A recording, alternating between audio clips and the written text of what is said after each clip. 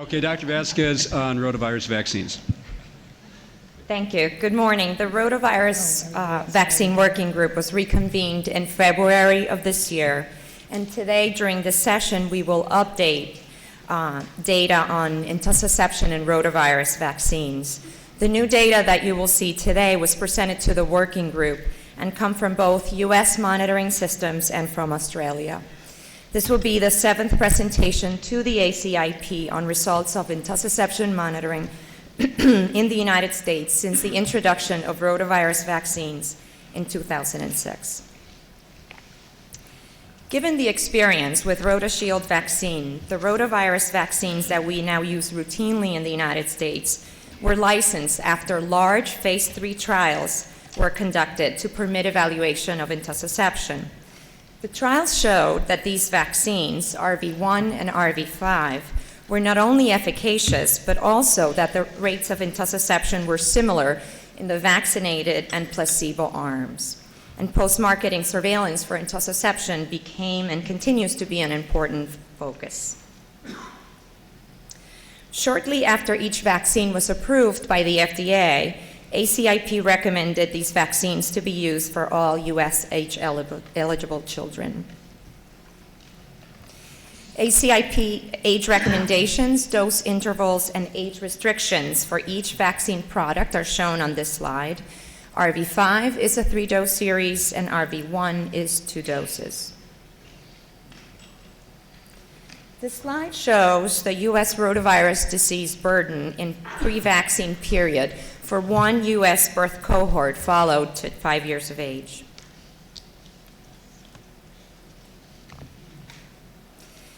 Rotavirus vaccines have had a marked impact on disease burden in the United States, and this is just one slide that denotes this important impact.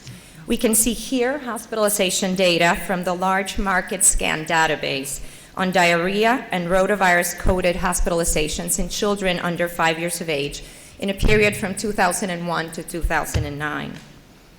We can see in blue the rates of hospitalizations with discharge diagnoses for diarrhea of any etiology, and then you can see in red those specifically coded as rotavirus diarrhea in the time periods before and after vaccine use. And from this database, it is estimated that anywhere from 30 to 40,000 hospitalizations for rotavirus disease were prevented nationally in both 2008 and 2009. Similarly to what we saw in the United States, rotavirus vaccines have also had a positive impact outside of the United States. And the data shown here are from Mexico, where RV1 was introduced in 2007. And as you can see, there has been a decrease in deaths due to diarrhea in the infant population targeted by the rotavirus vaccination program since its inception.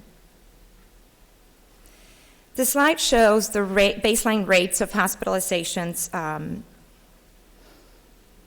for intussusception in the pre-vaccine era in the U.S. infants by week of age. And as you can see, the baseline incidence starts rising around 7 weeks of age, at which the rotavirus vaccines are given, and peaks around 32 weeks of age. This change in baseline rate needs to be accounted for in intussusception evaluations.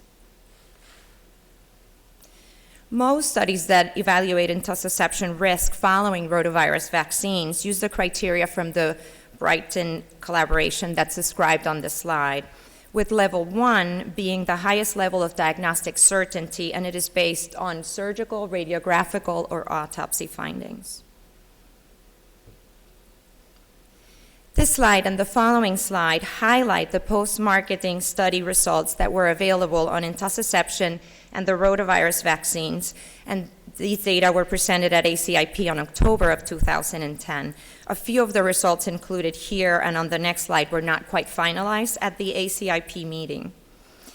Methodologies and selected results are listed here. So for RV5, data from the Vaccine Safety Data Link did not detect an increased risk. And we will hear today an update from the VSD today. A post-marketing study by Merck examined the 3 doses combined and did not detect a risk. And a study conducted in Australia using historical rates of intussusception suggested a risk following dose 1 of RV5 in their population. This slide summarizes the main previously available post-marketing studies on RV1 and intussusception. Due to its later introduction into the United States market, the data were not available for the US at the time of the ACIP meeting in 2010. In Mexico, a risk was detected following RV1 after the first dose in studies that were conducted by PAHO and CDC, and subsequently in a study conducted by GlaxoSmithKline. In Brazil, a smaller risk was detected after the second dose of the vaccine, but not with the first dose. And in Australia, a risk was suggested following the first dose, but was not statistically significant. The Rotavirus Working Group reviewed the earlier data and the newly available data that we will present here today. Here I've listed some of the actions that were taken by CDC and the partner agencies after the post-marketing studies from outside of the United States showed a risk of intussusception with the newer rotavirus vaccines. At the October 2010 ACIP meeting, the results of a risk-benefit analysis were presented. Although a risk had not been detected in the United States at that time, a lower risk could not be ruled out. The analysis estimated the risks and benefits of the vaccine program for the United States if an intussusception risk existed at the level of that detected in Mexico. Dr. Margaret Cortese will summarize those results in the last presentation you'll hear today. Communication materials were developed or updated, including the vaccine information statement, to inform providers and parents of the possible risk. The FDA approved revised labeling for RV1, and a process was initiated for adding intussusception to the vaccine injury table of the Vaccine Injury Compensation Program. And finally, monitoring for intussusception continued through established U.S. systems. We now have new and updated safety data from the United States and from Australia on both rotavirus vaccines that was presented to the working group and will present it to you today.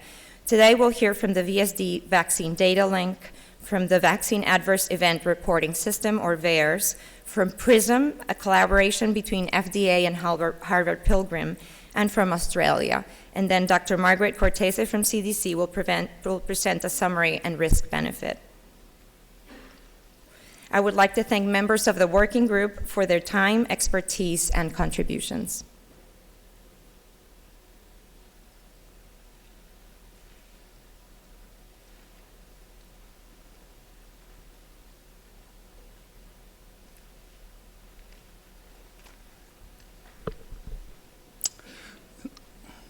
Thank you. I'm Eric Weintraub with the Vaccine Safety Data Link, and I'm going to give an update on the rotavirus vaccines and intussusception within VSD. And I've been looking forward to this day for probably since January or February, not just because I have an opportunity to talk about rotavirus vaccines and intussusception, but today happens to be my wife's birthday. So I'm happy to get that day over with as well, so thank you.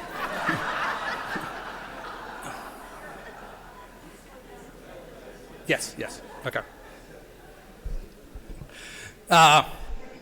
So I'll give a quick, brief background about the VSD. It was established in 1990. It's a collaborative project among CDC and 9 medical care organizations.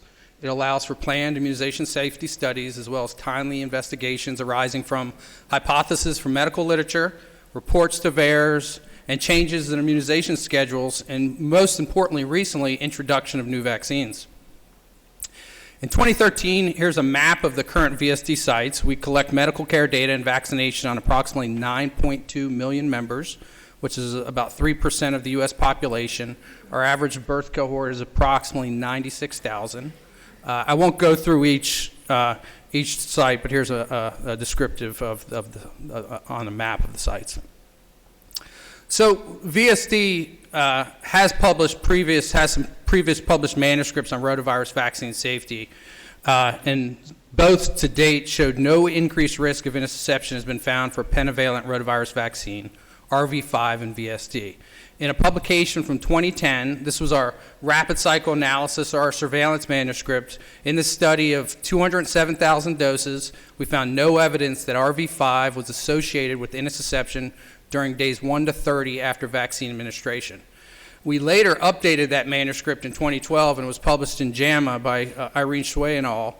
After 786,000 doses of RV5 vaccination, including more than 300,000 first doses, no increased risk of intussusception following RV5 in 1 to 30 days or 1 to 7 day risk windows was found. An excess risk of one event per 65,287 RV5 vaccinees following dose 1 could be reliably excluded from the study, but we could not rule out the possibility of a lower level risk. So this is the analysis outline that I'm going to walk folks through, and when I've presented this previously to the working group, et cetera, that there was much more background information. So unfortunately, I couldn't provide as much as might be necessary on rapid cycle analysis. But for the first analysis, it's an RV1 rapid cycle analysis, and this is essentially our real-time surveillance, where we used historical background rates, and our case definition for intussusception was an ICD-9 coded medical visit, not chart confirmed. We also did an RV5 cohort update where we've updated the 2 previous manuscripts which I showed previously. Again, we used the historical background rate and an ICD-9 coded medical visit. And our third step was when we were thinking about doing RV1 surveillance, it was what is our, if we have a signal, what would we do for our confirmatory analysis? And for us, the next steps would be an RV1 compared to RV5 analysis, where it was a concurrent vaccinated cohort, and then we would restrict that analysis to Brighton definition chart confirmed cases. So analysis 1 is RV1 RCA surveillance for intussusception, and this is our rapid cycle analysis, similar that we've done for other previous vaccines as they've entered the market. In VSD, RV1 really didn't see substantial uptake until about mid-2012. So it wasn't until 2012 back when ACIP recommended the vaccine and licensure, we were ready to go, but it wasn't until 2012 that we really had doses that we could begin to monitor within VSD. So we were monitoring for an increased risk of intussusception during 1 to 7 days after receipt of RV1. The population was restricted just to 6 VSD sites, which I've listed below, and what's important is that the big Northern and Southern California were 2 of the 6 sites. It was among infants 4 to 34 weeks of age. They had to be vaccinated between April 2008 to March 2013. And then our intussusception case definition was based upon ICD-9 codes, 543.9, and then the 560.0 for intussusception. And for the purpose of surveillance, we were limiting to first diagnosis from ER and an inpatient setting. A little more on the methods. It's really a prospective cohort design is used to assess the risk of intussusception among children receiving RV1 compared to expected numbers of intussusception based upon historical background rates. The historical background rates were stratified by age and weeks and VSD site, and then were restricted to recent years prior to RV1 or RV5 on the market, 2001 to 2005, because we actually have these rates that we can go back to 1990, but we're restricting them to that time frame. The sequential analysis was used to analyze this data on a weekly basis, and we used the maximum sequential probability ratio test to adjust for looking at this data repeatedly every week. And one of the differences that we incorporated for this analysis is that a minimum of 3 cases was required to have a signal. So this is the RV1 RCA surveillance for intussusception days 1 through 7, the results. You'll see we have dose, number of doses, and observed. This is the observed number of cases within 7 days. An expected number. This is the expected number of cases based upon a historical rate and the number of doses that have been administered to each site, age specific in weeks. And we have an observed versus an expected, a log likelihood ratios, an LLR, and a critical value.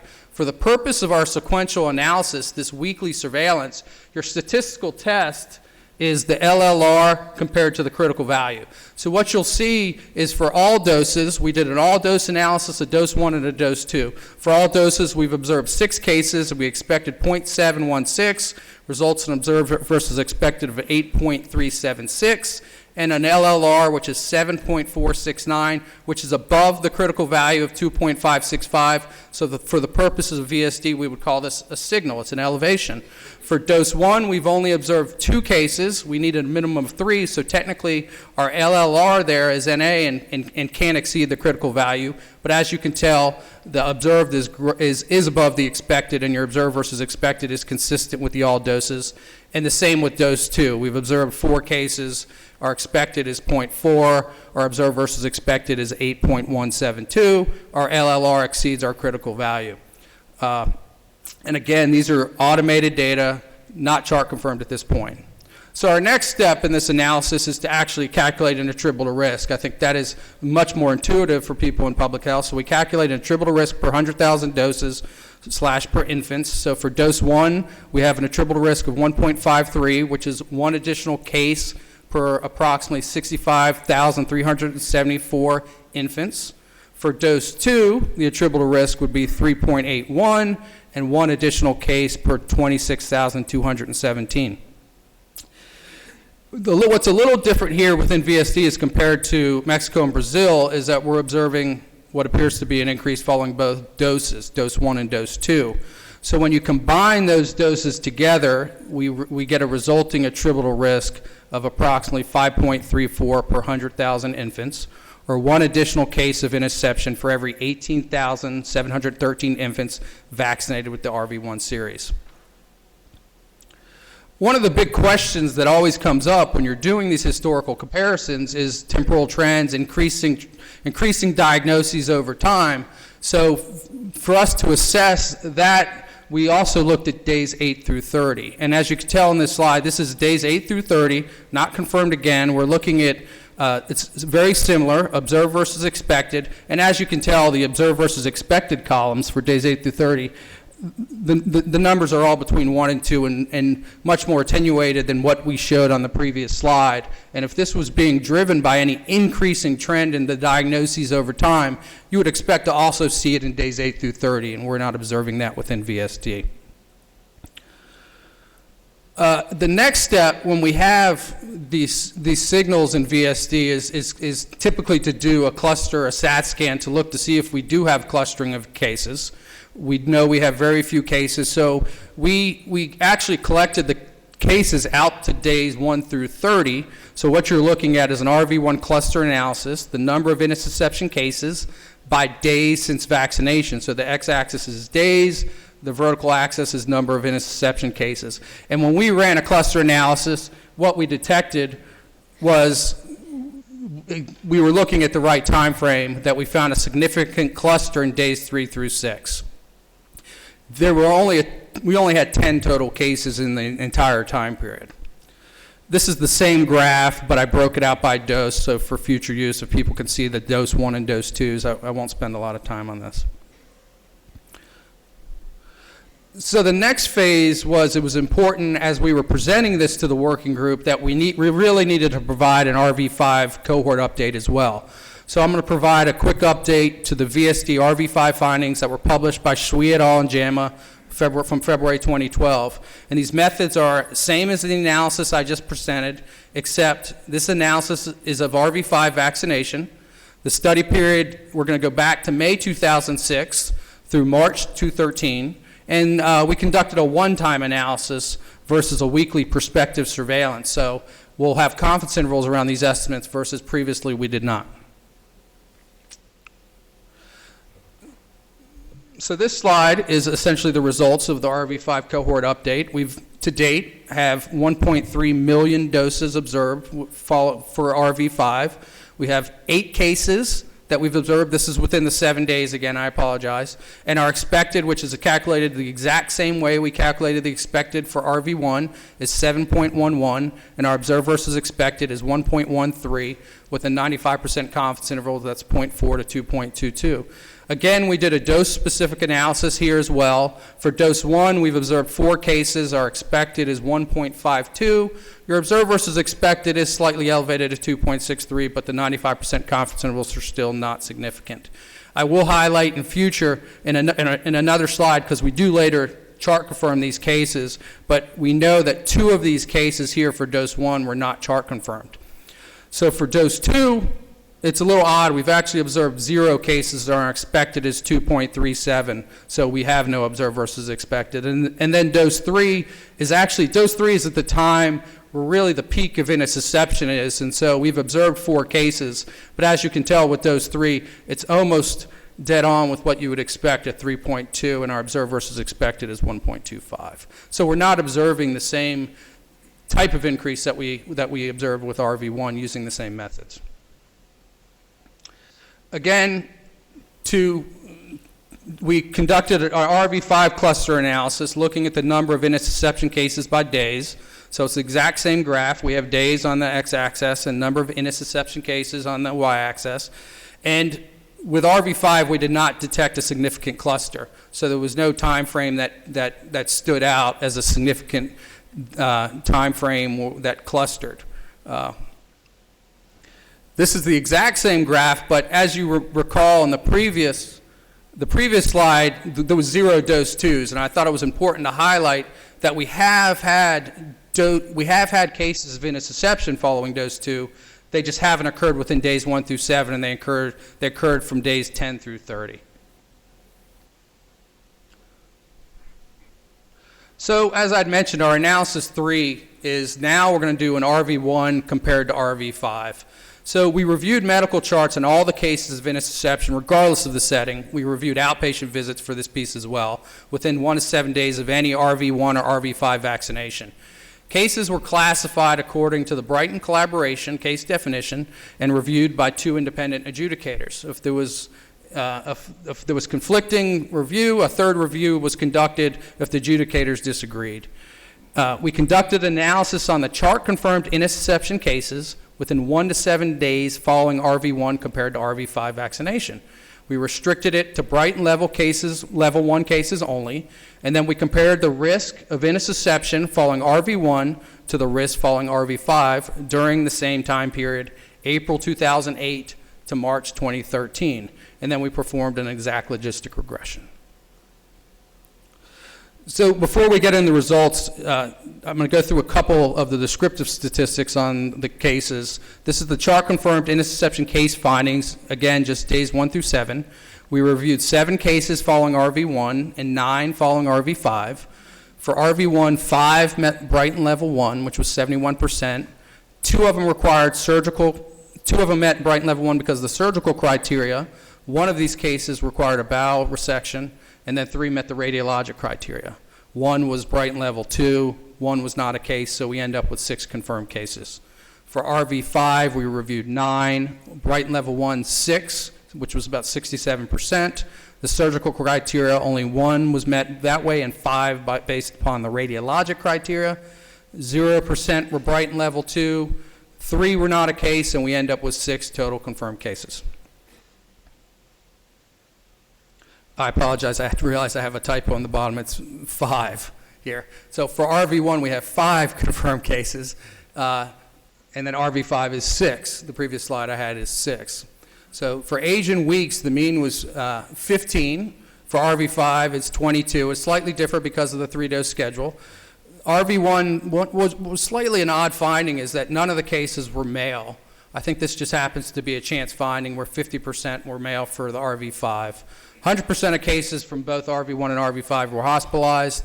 The length of stay was very consistent, 1.6 for RV1, 1.5 for RV5, and very importantly, within VSD, none of these cases had died.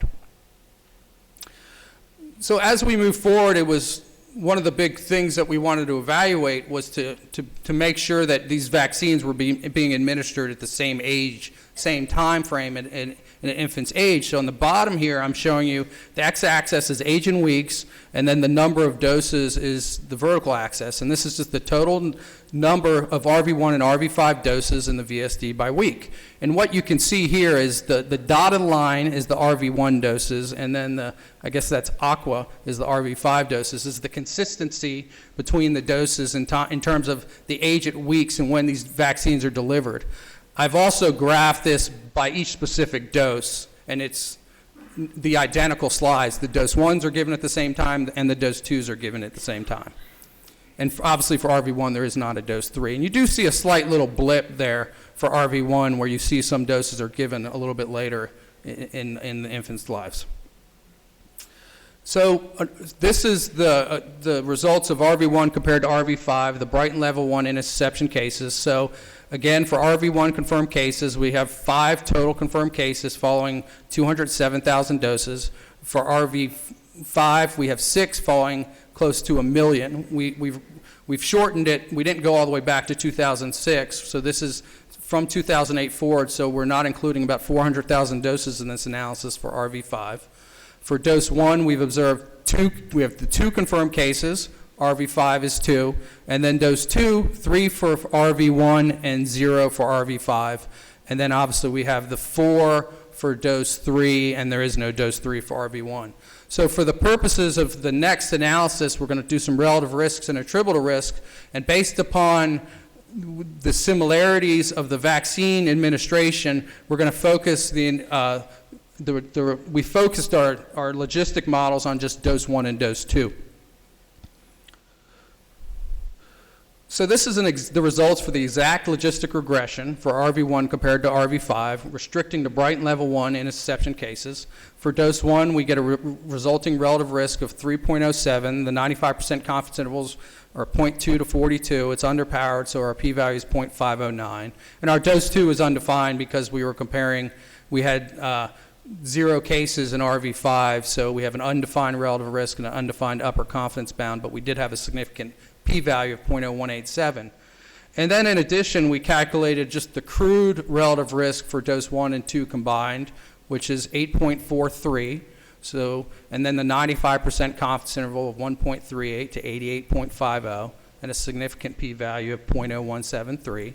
And then we also adjusted for dose and site, for age and site, I apologize, restricting to dose 1 and 2 here again, and we ended up with the resulting relative risk of 9.37, and our 95% confidence intervals are 1.42 through 103.84, very wide, and our p-values are significant of 0.0163. In addition, we also did another model that does include dose 3, and when you adjust for dose, you end up with nearly identical relative risk. The relative risk is approximately 9.1. You gain a little bit of precision, but we felt that we lost a little bit of validity in the model by including dose 3 in that analysis. So the next step is to calculate risk differences for RV1 compared to RV5, again restricting the Brighton level 1 intussusception cases. On the slide, I provide the RV1 risk per 100,000 and the RV5 risk per 100,000 for dose 1 and 2, but I'll just quickly jump to the risk differences per 100,000. So for dose 1, the risk difference per 100,000 was 1.16, which is 1 additional case per approximately 85,933 infants. For dose 2, the risk difference is 3.26 per 100,000 and 1 additional case per 30,682 infants. Which results, again, when you combine those two, you essentially just sum the two together because we have a risk difference for each dose with a risk difference of 4.42 per 100,000. And we calculated a 95% confidence interval around this attributable risk, and it does go down to 0 up to 8.89. And then the 1 additional case, we end up with 1 additional case for every 22,610 infants vaccinated with the RV1 series compared to RV5 when you restrict it to dose 1 and 2. And again, the confidence interval is undefined to down to 11,250.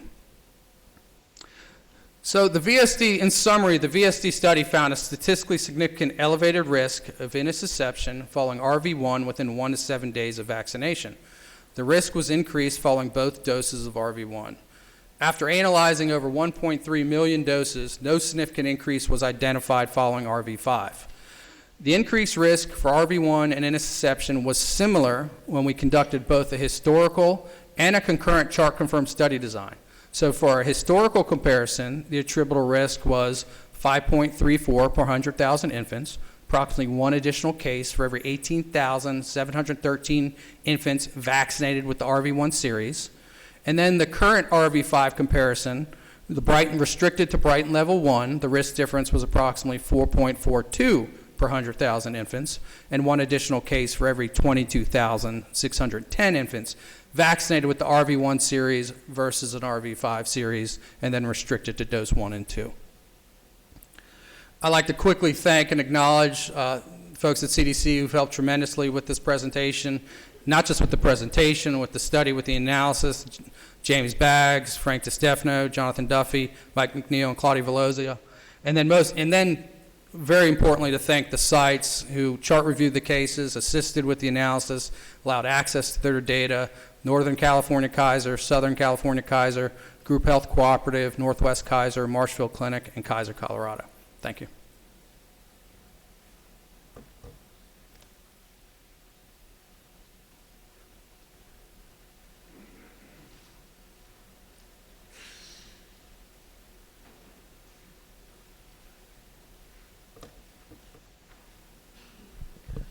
Good morning.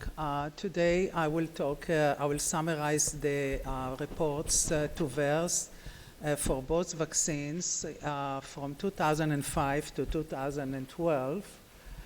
Before I start, I would like to acknowledge all my collaborators on this project.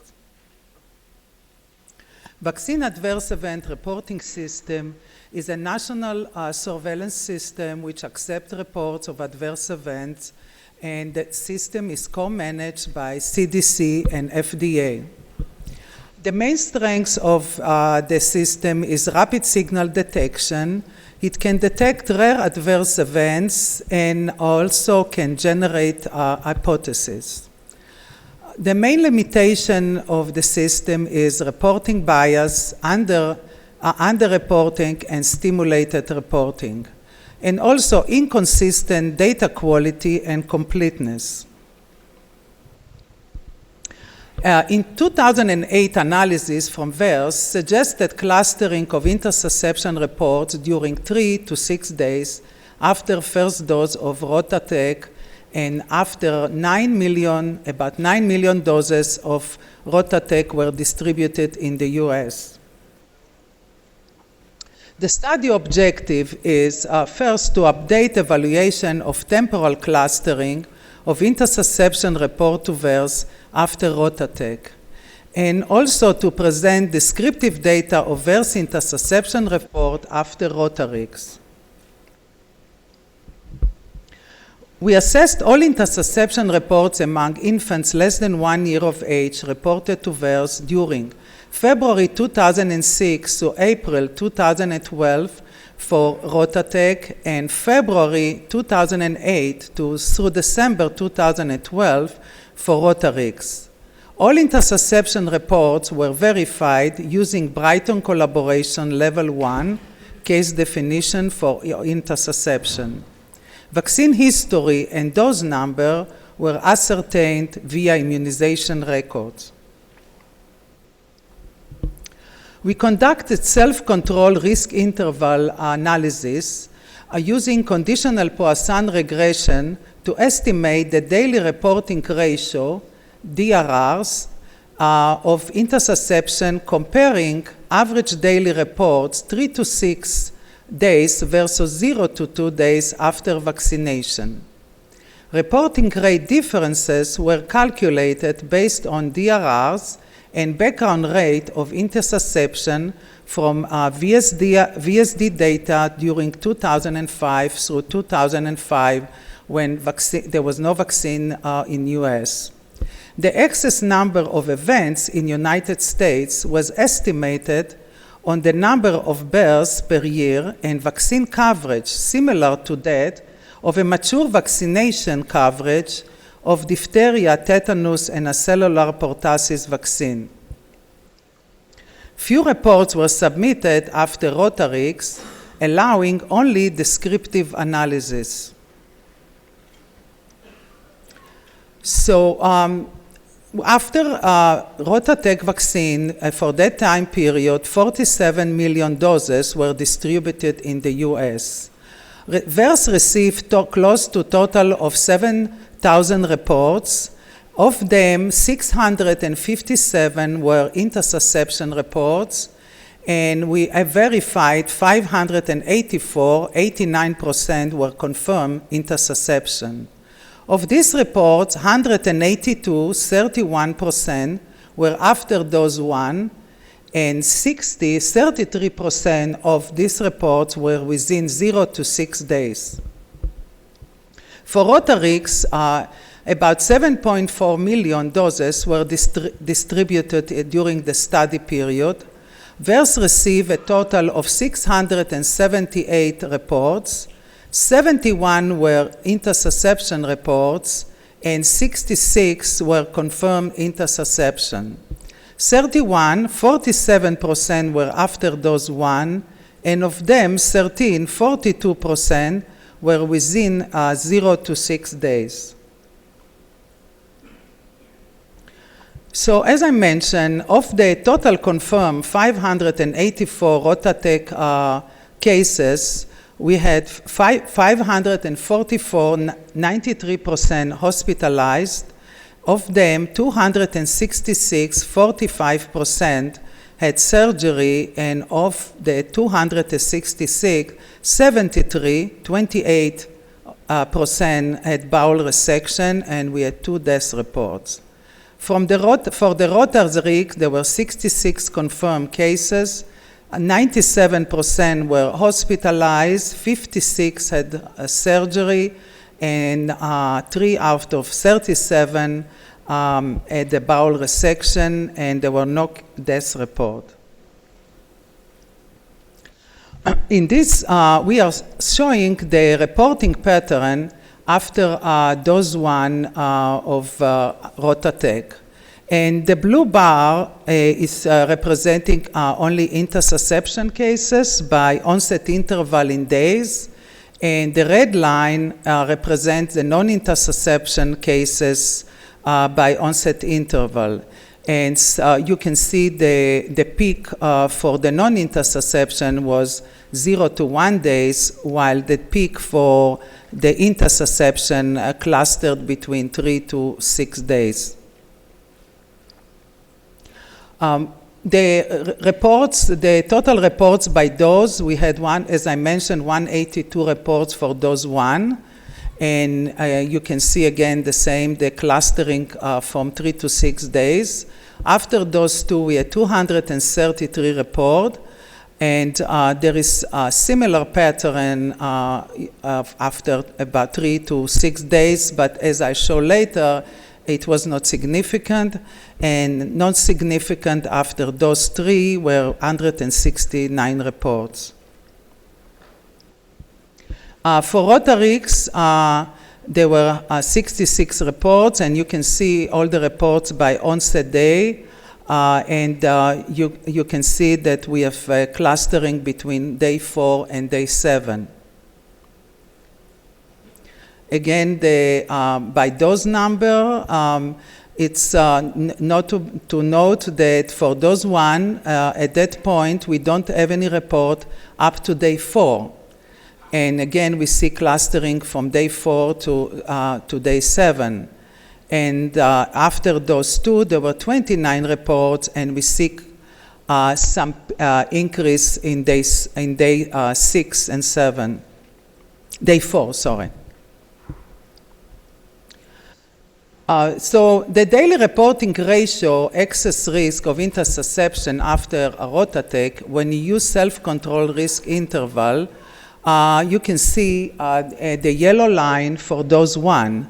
So the number of reports for 3 to 6 there were 50 reports, and 0 to 2 days there were 10 reports. And daily reporting ratio was 3.75 with the confidence interval of 1.9 to 7.39. And the excess risk per 100,000 infants was 0.74, and the excess cases in the US per year related to rotavirus vaccine was 30.1 with a confidence interval of 9.8 to 69.9. As you can see, for those 2 and those 3, there was a significant difference when we did the same comparison. And when we combine all three doses, the excess risk was 0.79 per 100,000 vaccination, which translates to 33 additional events per year in the United States under fully mature rotavirus vaccination program. I would like to point the one potential limitation is applying the self-control risk interval to VAERS generally violates key criterion of self-control designs that ascertainment of cases should be influenced by exposure history. However, analysis was limited to a narrow time window of 0 to 6 days and 0 to 2 days interval as a comparison time period. Since reporting efficiency is likely to be greatest in the first few days after vaccination, using the 0 to 2 days window as a comparison period should result in a conservative relative risk estimate. In addition, lowering reporting of cases in days 0 to 2 after dose 1 could occur due to a possible healthy vaccinee bias. However, the presence of a significant signal after the first dose, but not after the second or the third dose, argues against this bias. So in summary, as I mentioned, we observed persistent clustering of reported intussusception event 3 to 6 days after the first dose of Rotatec vaccination. The clustering could potentially translate to 33 additional events per year in the US, which outweighed the benefit of rotavirus vaccination of about 40,000 diarrhea hospitalizations prevented annually in the US since rotavirus vaccine introduction. We were unable to quantify the risk after Rotaric due to the small number of reports in the US. Thank you. I think we have time for some questions for the two presenters. So if Dr. Weintraub can come up to the microphone, Dr. Dushin.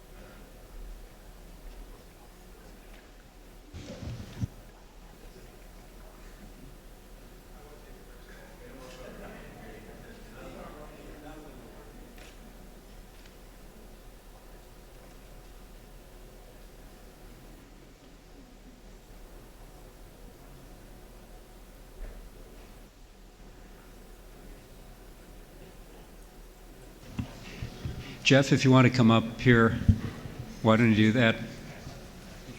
Yeah. Yours? No.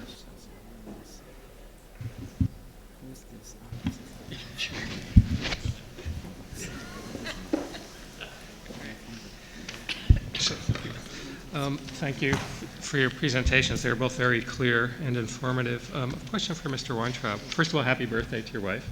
And secondly, you know, with respect to the comparison that you did, RV1 versus RV5, 2-dose versus 2-dose, I'm wondering if it wouldn't make more sense, or to me it seems to make sense to compare one series to the other, you know, the risk of intussusception associated with being vaccinated with one product versus the other complete series.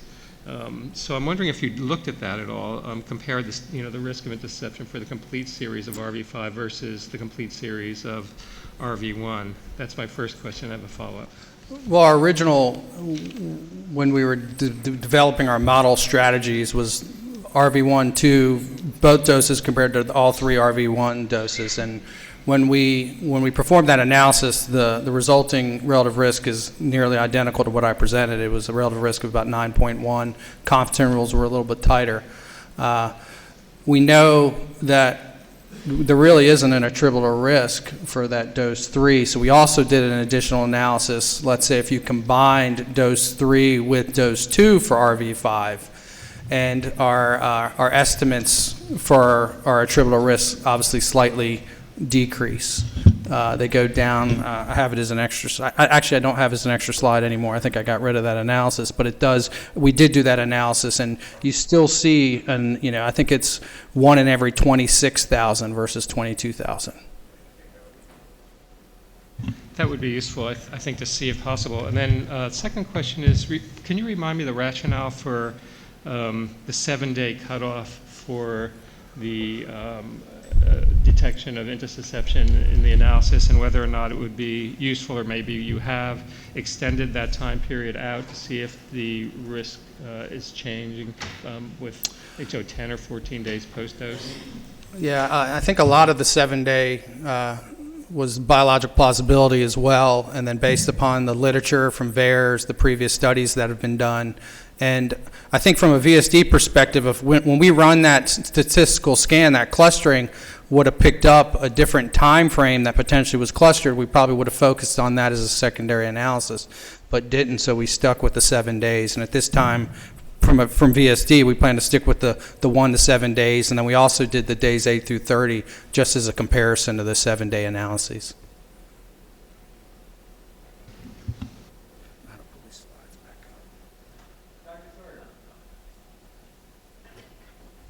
Hello? Yeah?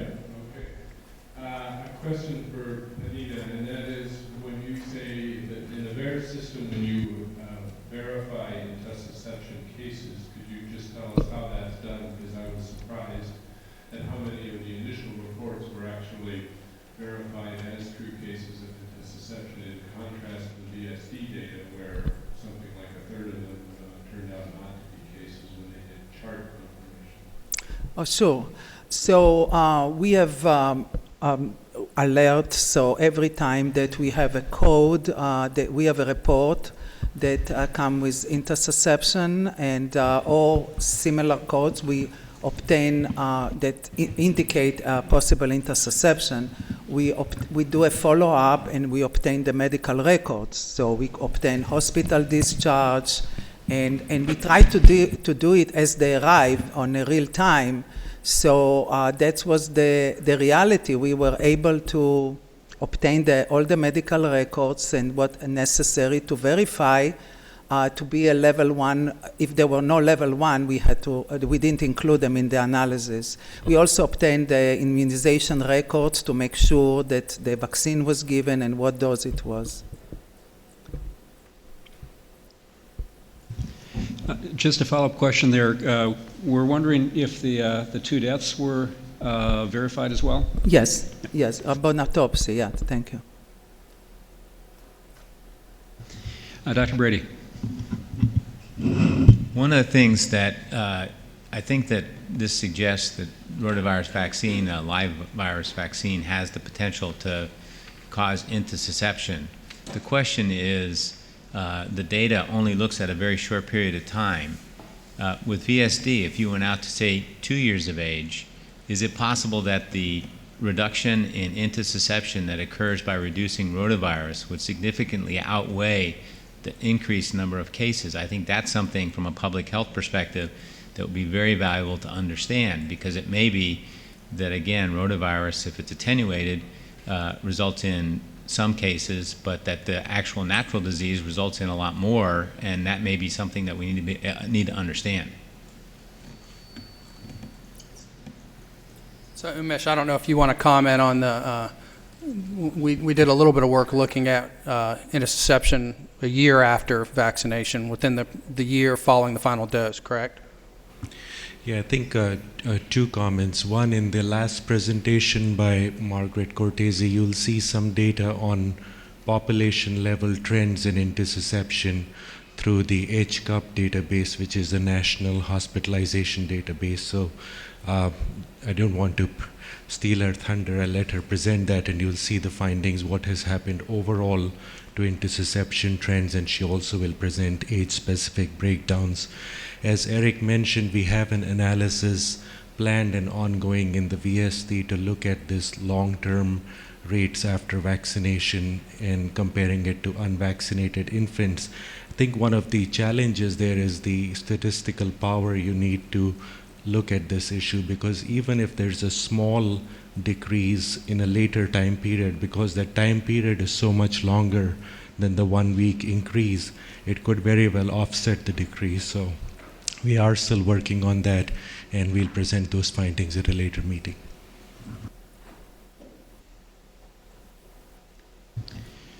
Other comments or questions?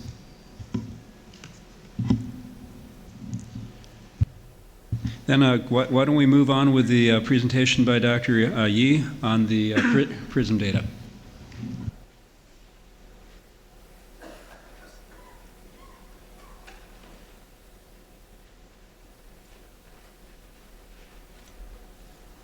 Morning, everyone. So I'm going to be presenting from the PRISM system, and just realized that because there's another government-sponsored surveillance system that's called PRISM that's been in the news a lot lately, I should spell out the acronym here.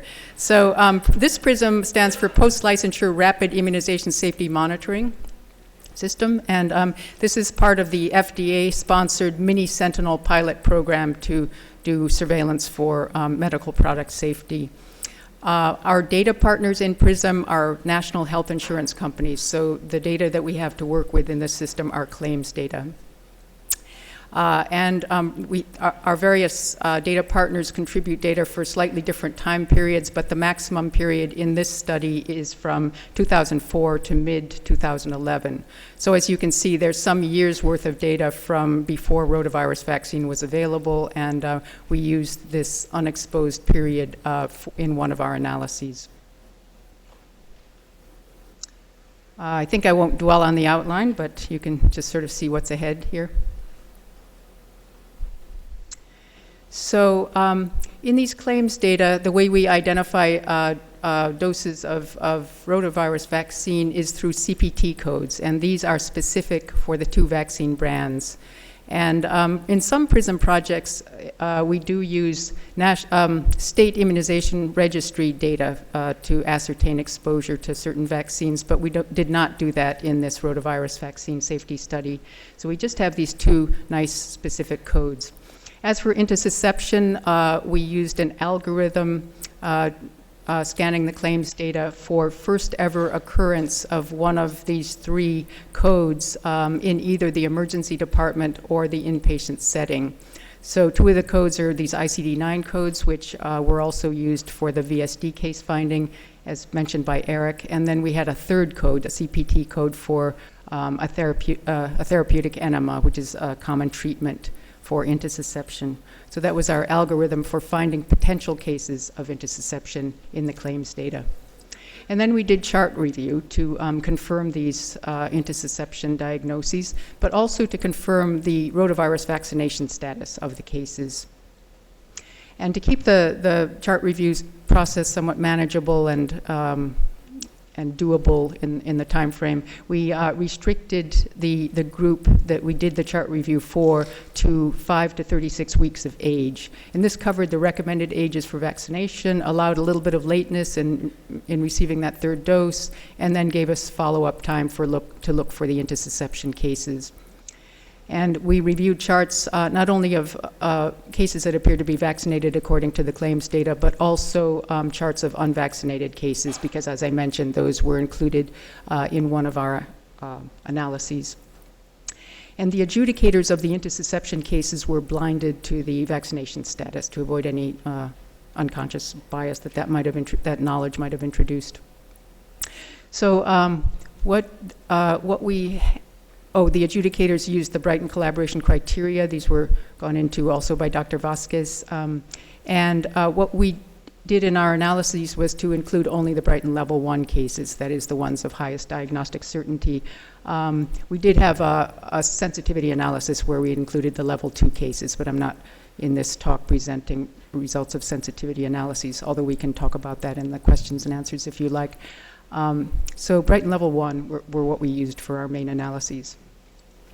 And so what was identified in the claims data for this age range was 343 potential cases, and we were able to obtain charts for 267 of those, or 78%. And then of that number, 124 were confirmed at Brighton level 1. So that gave us a positive predictive value of 46%.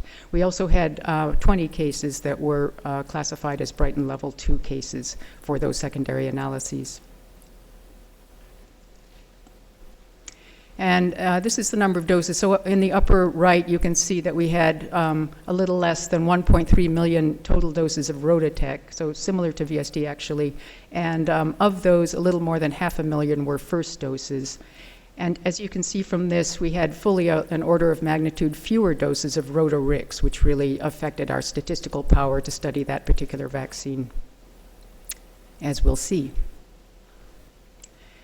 This was shown also by Dr. Vázquez. I just wanted to make the point before going into a description of the analysis methods that age needs to be adjusted for in the analyses, because not only is it associated with the outcome, but of course it's associated with the exposure as well, given the recommended ages of vaccination.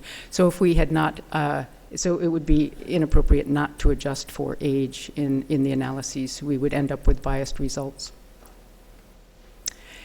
We used two designs, and the primary one was the self-controlled risk interval design. This, Penina just mentioned, this is also commonly used by the VSD for flu vaccine safety surveillance, for example. It uses only the vaccinated infants. And a secondary design we used was a cohort design using all infants, whether they were vaccinated or not. And I'll just go into each of these now with one slide each. So about the self-controlled risk interval design, as I said, it uses the vaccinated cases, and specifically the cases that have intussusception either in a pre-specified risk window or a pre-specified control window. And the risk windows we used were 1 to 7 days. We also tried a longer one, which was 1 to 21 days. And for both of those, the comparison window we used was 22 to 42 days after vaccination. And so only vaccinated children who had had a case of intussusception in one or the other of those two windows would have been included in these self-controlled analyses. And the nice thing about this is that because each of those children is contributing is contributing person time in both the risk as well as the control window, it controls very nicely for risk factors that don't vary with age. So characteristics such as sex or race, ethnicity, also underlying chronic conditions that go on for a while that might influence the probability of getting intussusception and the probability of getting vaccinated on time and so forth. So those things are adjusted for perfectly with this design.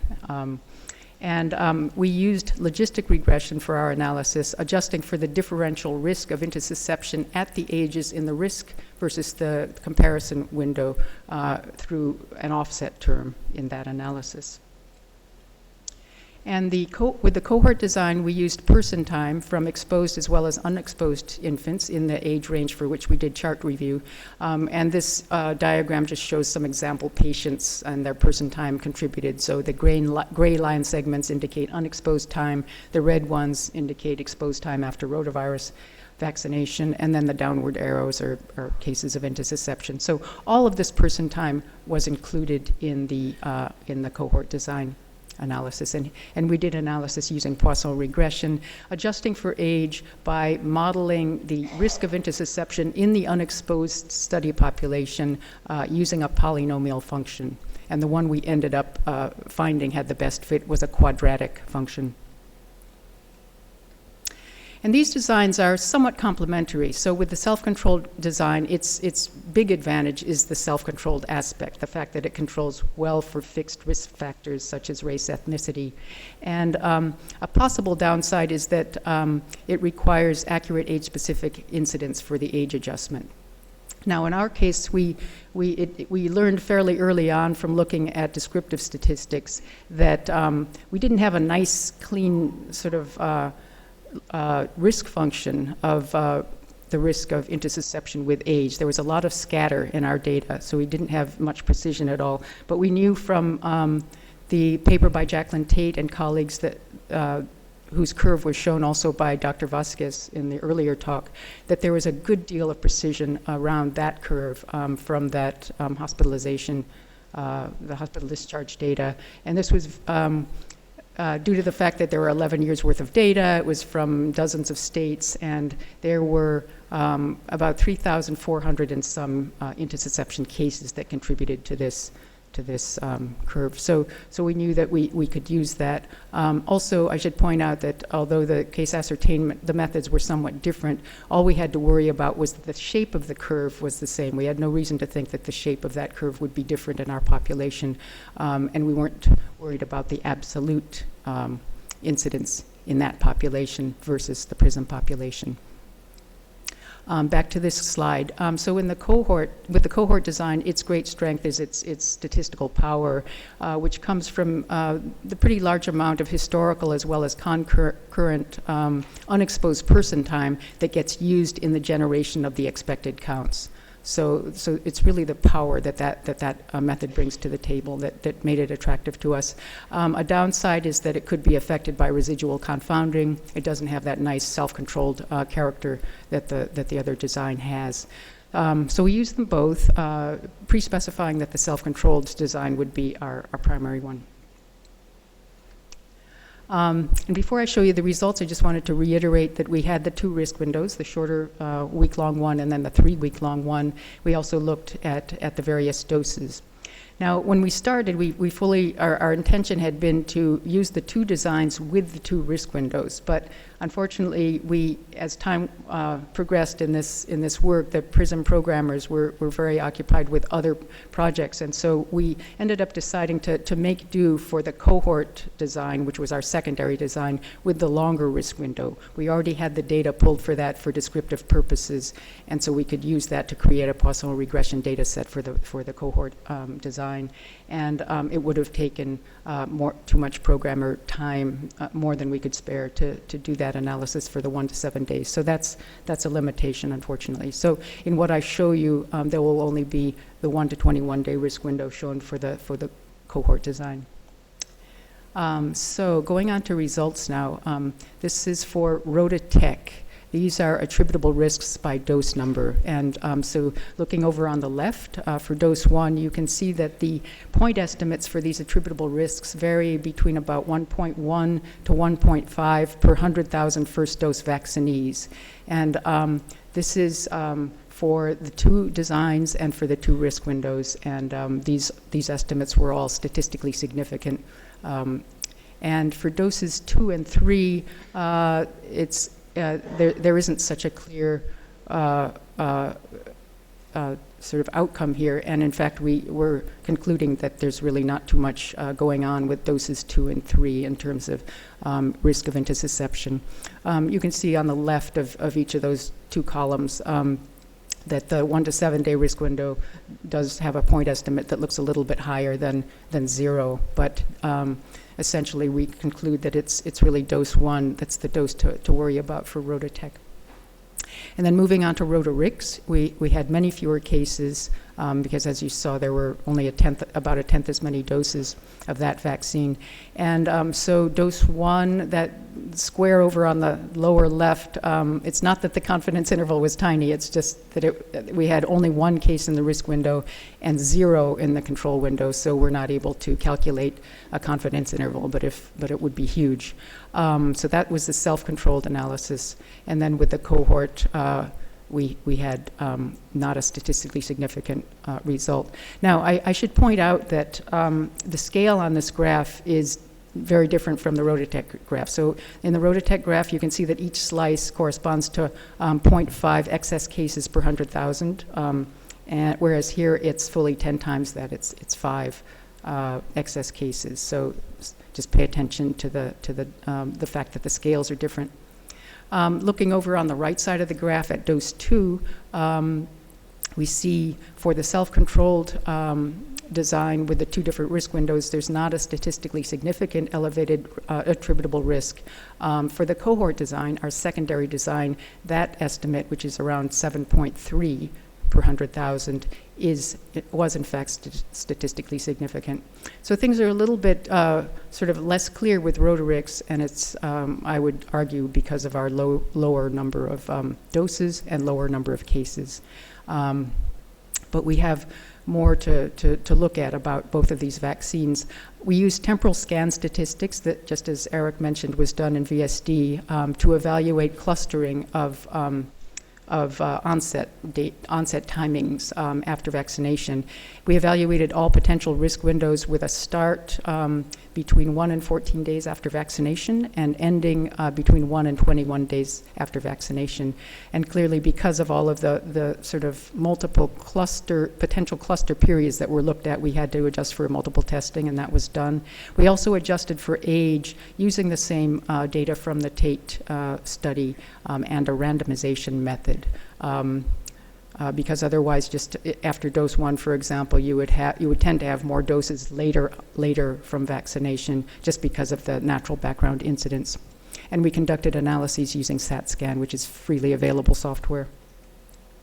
And so this is a diagram without any adjustments or anything, just descriptively showing you where the onsets occur. The x-axis goes out to 42 days, and so dose 1 looks as though there's a little bit more happening in the earlier period, and also that seems to be the case for all doses if you just eyeball it. And then, in fact, when you use the temporal scan statistic, we found that there were highly statistically significant clusters between days 3 and 7 after vaccination. Okay, and then moving on to Rotarix, many fewer cases, just 1 in the whole 42 days after dose 1. And then we had a few more cases to work with in the all doses analysis. And there also we found a statistically significant cluster on day 4 after vaccination, which is looking kind of similar to one of the slides that Penina showed from VAERS. So, in conclusion, for Rotatech, we found that dose 1 was associated with an increased risk of intussusception using both the 1 to 7 day as well as the 1 to 20 day risk window after vaccination. And there was statistically significant clustering found on days 3 to 7 after vaccination. That was the case for dose 1 as well as when we looked at all doses combined. The point estimates for the dose 1 attributable risk were all, depending on the study design, they were all in the range of 1.1 to 1.5 per 100,000 first doses.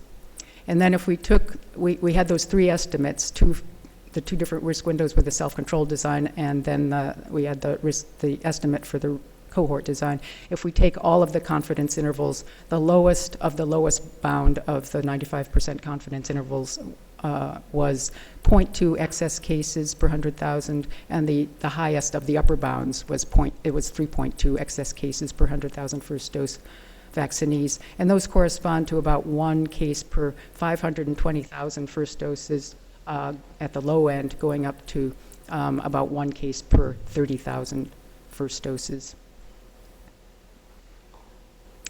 And for Rotarix, since we had lower statistical power, the results weren't quite as clear. We had just a little more than 100,000 total doses.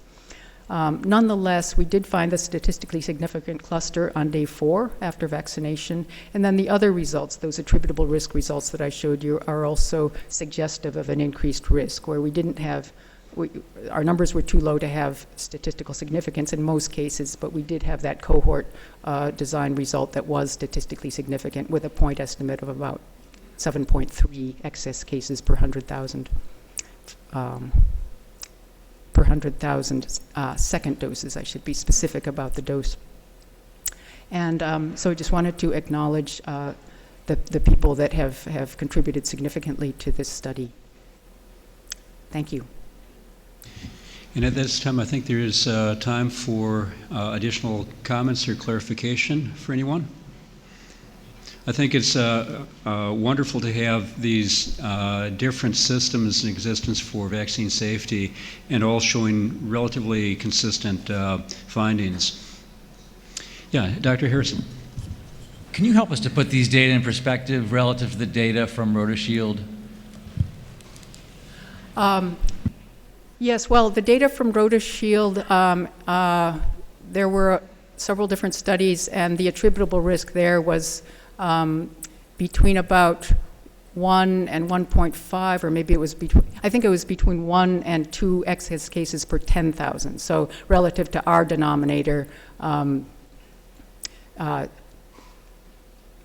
to 20 per 100,000. And so, you know, our point estimate for Rotarix, well, so basically looking at Rotatech, our estimates were about only 1/10 of that, because they varied between about 1.1 and 1.5. So I think it's quite reassuring relative to RotaShield when we think about Rotatech. When we consider Rotarix, I really would not stand by any specific number in terms of the magnitude of risk from the PRISM data. I think the perhaps the VSD data are something that one would be more sort of appropriate to consider.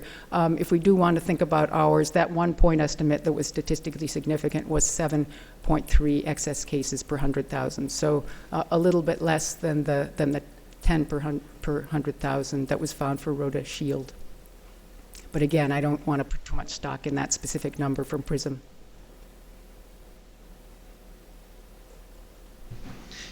Any additional questions? Okay. Dr. McIntyre, if we can move on to the discussion from Australian data.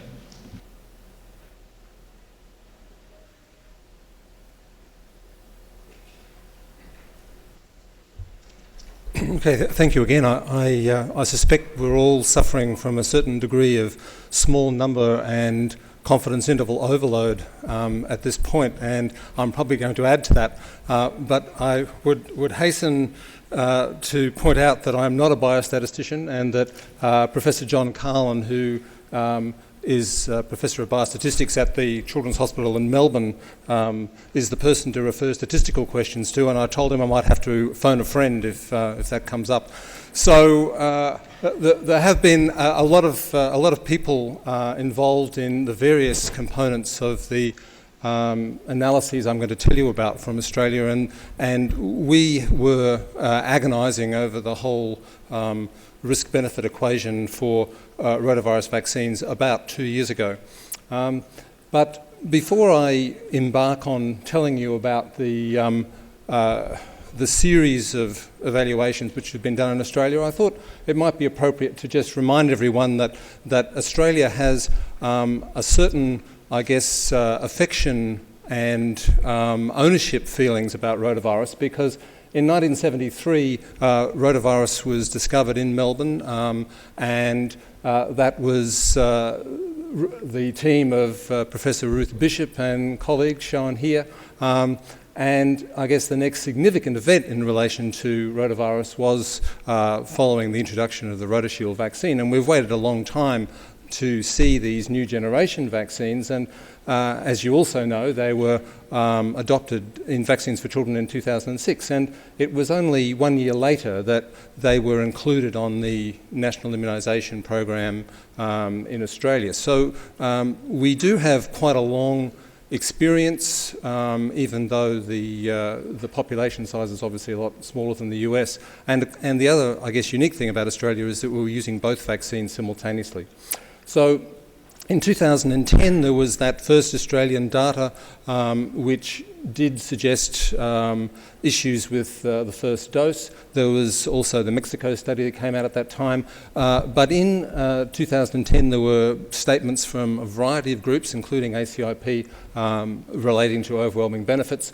And in the initial part of 2011, a statement based on the data I'm going to show you from the expanded study, which was initiated after that initial study, in Australia had caused a lot of agonising in our advisory committees about, should we release this early? Should we wait? How much should we say? And it was quite astounding that when this report came out, was on the website and also released as this booklet, that actually the reaction was virtually absent. So not even the medical rags that you get sent every week were interested in this story, because we said, yes, it's there, but in fact we think the benefits are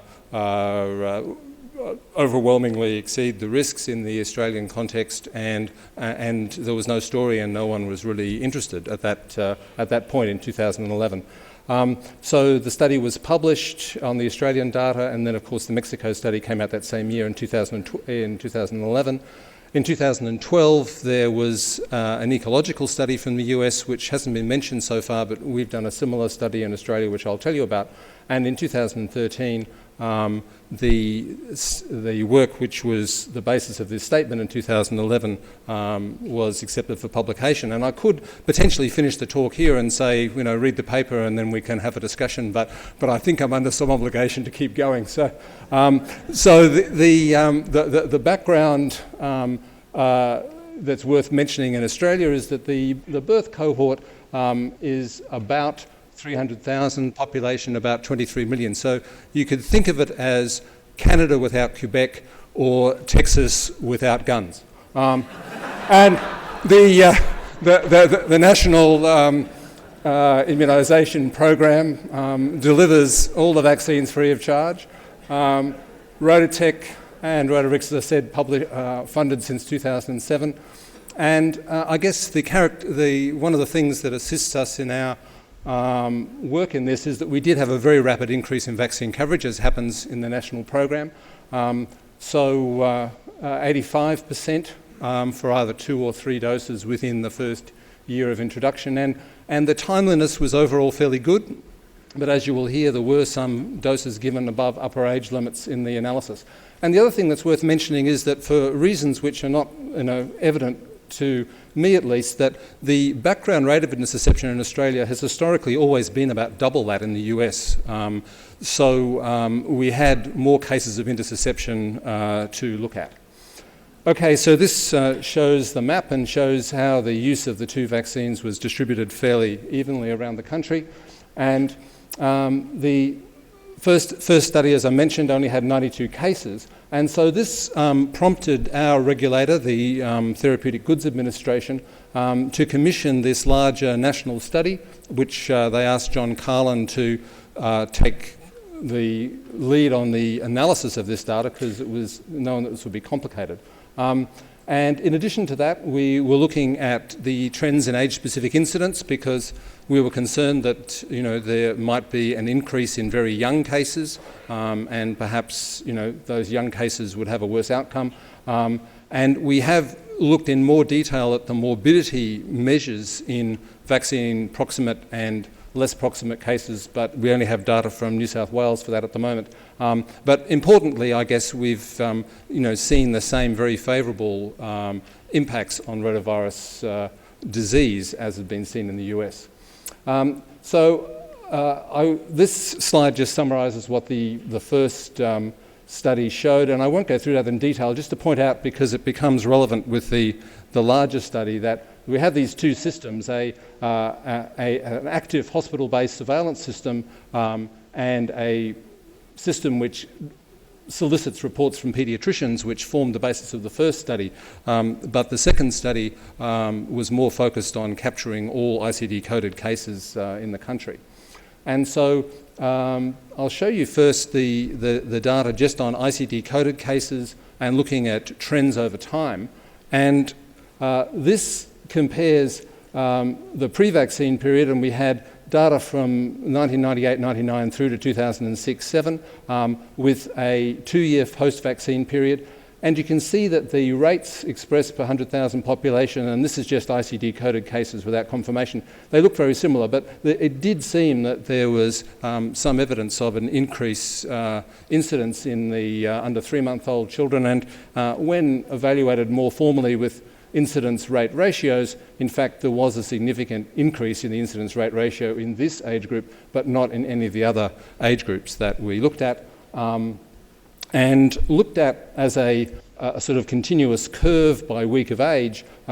These are the curves for, in blue, the pre-immunisation era, the early part of that, and in case there were changes that were occurring, over time prior to vaccination, we also looked at some more recent years close to the start of the vaccine program, and it certainly seems that there is this sort of leftward shift of intussusception which happens from around the time that the vaccines are first used.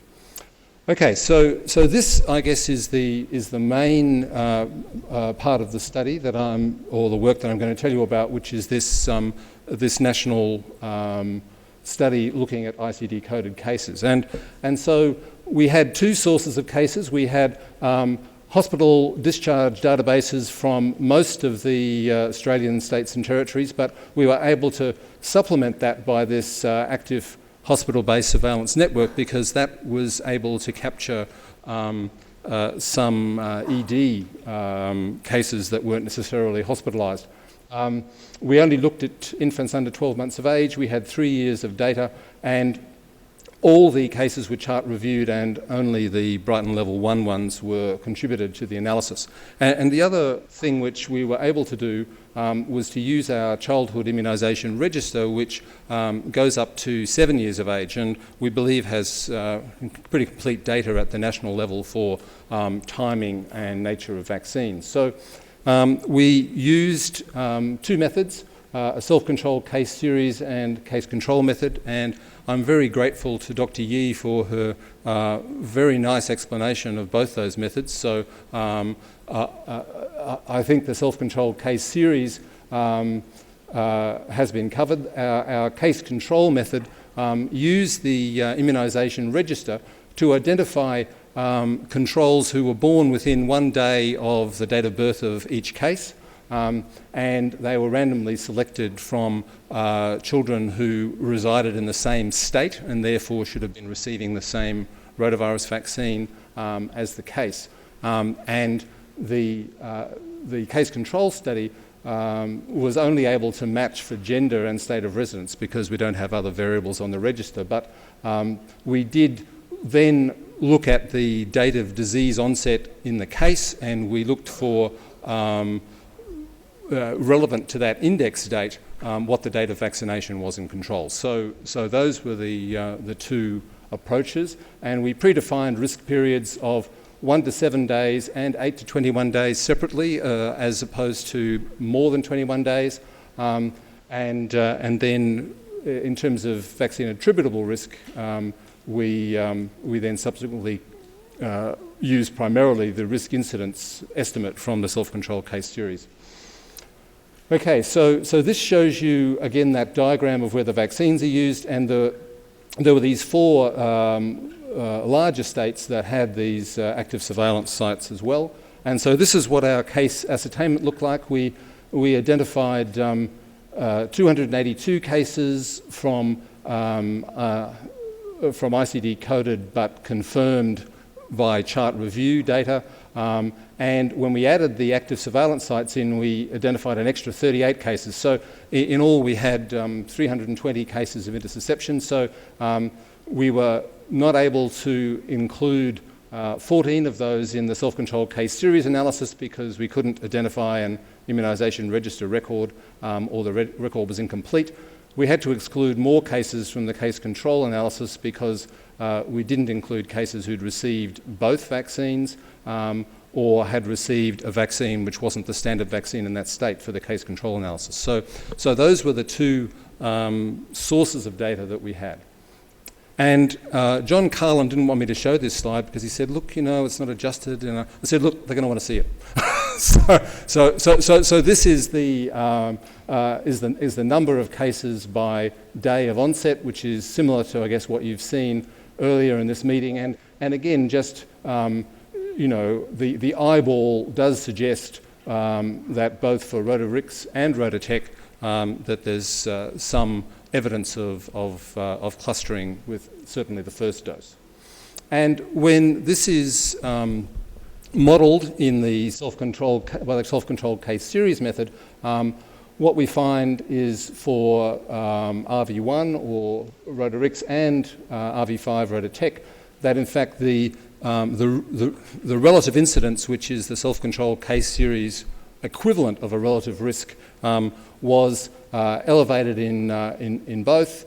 And I guess something that we became very conscious of in looking at these numbers is it's very easy to get spooked by a point estimate. And really, given the small number of cases here, we have to focus on the 95% confidence interval. And the thing which I guess we thought was significant was in relation to dose 1, and particularly the first 7 days after vaccination, that the lower bound of the confidence interval in both cases was more than twofold increase in risk. So we weren't talking about, as is in the case with dose 2, although there was a statistically significant increase, again for both vaccines, the lower bound of the confidence interval was really quite close to 1. And so we felt that that was important to keep in mind in terms of our risk evaluation, because clearly if you add dose 2 in, and as in our case, also a longer risk window for dose 1, you end up with a lot more potentially vaccine attributable cases. And so in doing that, we had to keep in mind the uncertainty, which although statistically it looks okay, that it's, to use my biostatistical colleagues' terms, vulnerable to misclassification. So there's a small number of cases, you get a couple of them wrong, you could get a different answer. So we had to bear that in mind, but we felt that the dose 1 estimates were really fairly robust. And the case control analysis actually, again, looks like bigger and potentially scarier point estimates, but again, if you look at the confidence interval, it's entirely compatible with what was identified from the self-controlled case series, but in both cases, the dose 2 estimate was not significantly elevated for either vaccine in the case control data. Okay, so mindful of the foibles of rare events and statistical analysis of these, we did perform multiple sensitivity analyses to try and evaluate the robustness of both the self-controlled case series and the case control analysis. Now, anyone who wants to know about smoothing of fractional polynomials, again, will have to phone a friend. But I am told by John that this is a very robust method, and that the really attractive thing about it is that it can, as best as possible, control for this rapid change in disease risk over the age group that we're evaluating.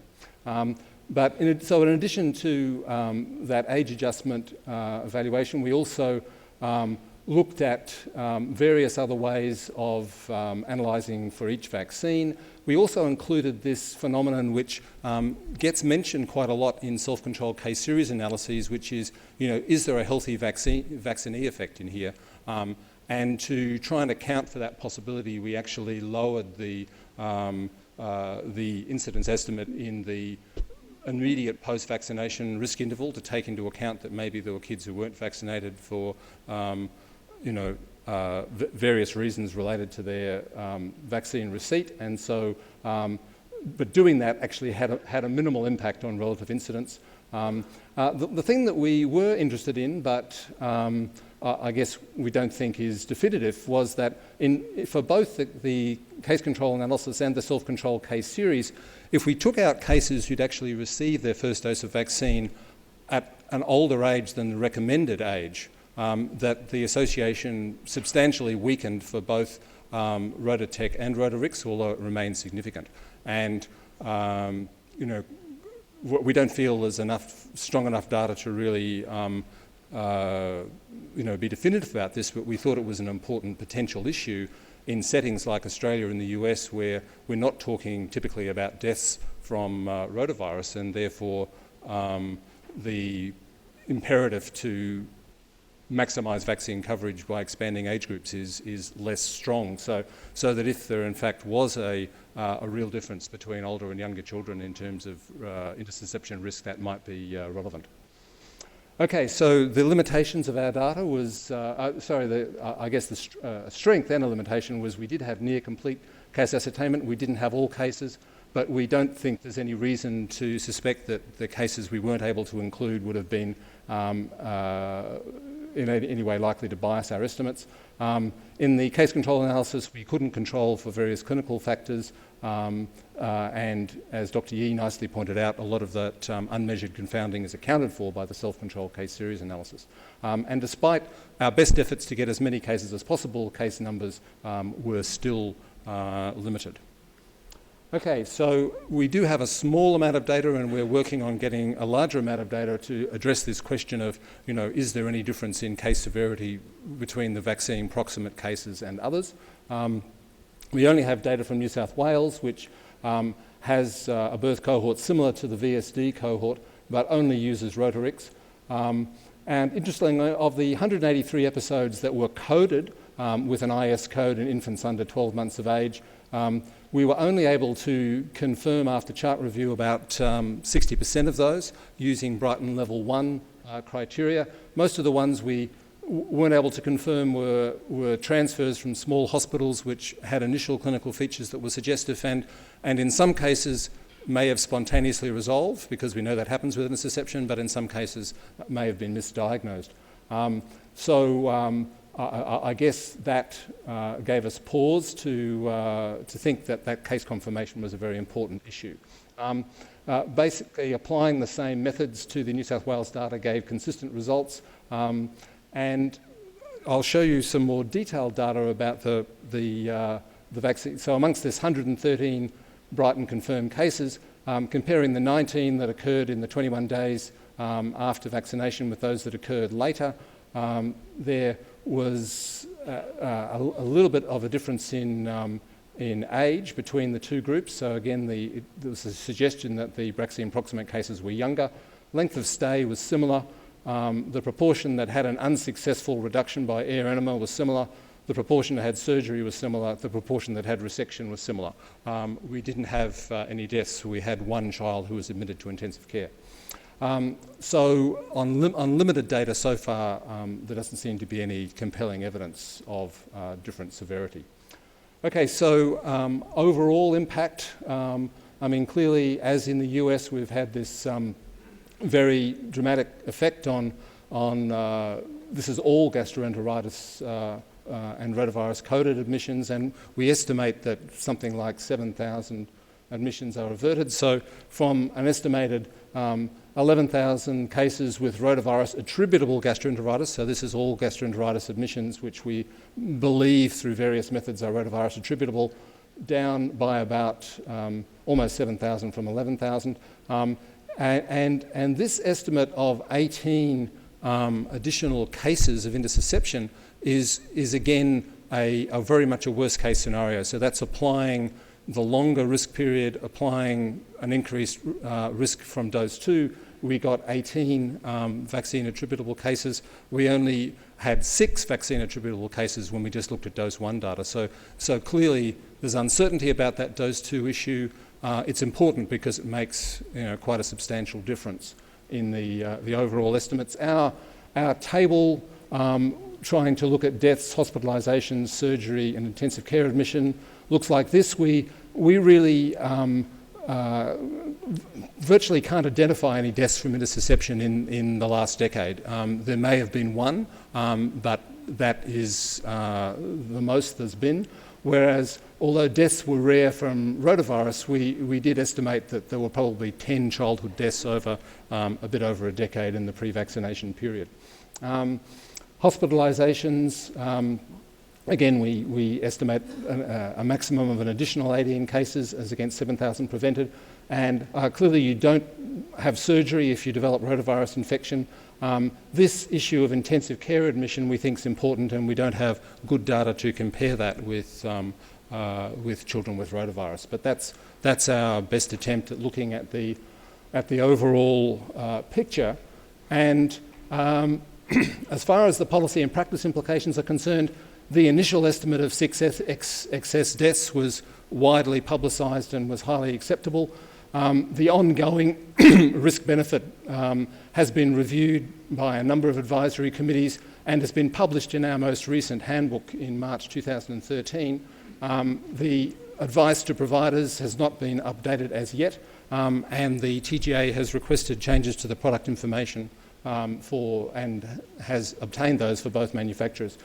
And so, in summary, we looked at the estimates for both vaccines by two methods, and we believe that there's evidence of a significant vaccine attributable risk for both vaccines, and although we found evidence for both doses, clearly that evidence is much more robust for dose 1 than dose 2, and we think that it's not possible to really distinguish the two vaccines based on our data. We haven't identified any difference in case severity, and the policy-making bodies in Australia still consider the risk-benefit to be very favourable in favour of the vaccine. So, thank you. Thanks for a very informative talk there. Very, very nice to have the results also put into perspective of the overall picture and policy there. Are there questions? Dr. Keitel. In addition to the possibility that it may avert later cases of rotavirus or because it protects children, do you have any handle on the rates of nosocomial complications among those 7,700 children that are admitted, for example, Lyme, sepsis, urinary tract infections, and other complications to add into the equation? Yeah, well, I think that's a good point, that this is just a fairly crude assessment of risk-benefit. There have been more detailed studies done using pre-vaccine data in Australia, so some of that information is available, and I guess one of the other, it's not just I suppose nosocomial infections, but it's also infections of parents, grandparents and others which we've also demonstrated impacts on, as I think has been demonstrated in the US.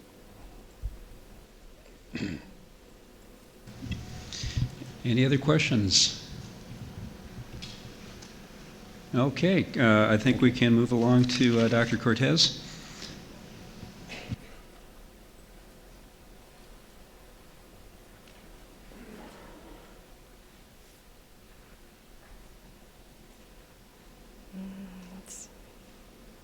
Okay, thank you. Good afternoon. Go to the next slide. Am I doing these slides here?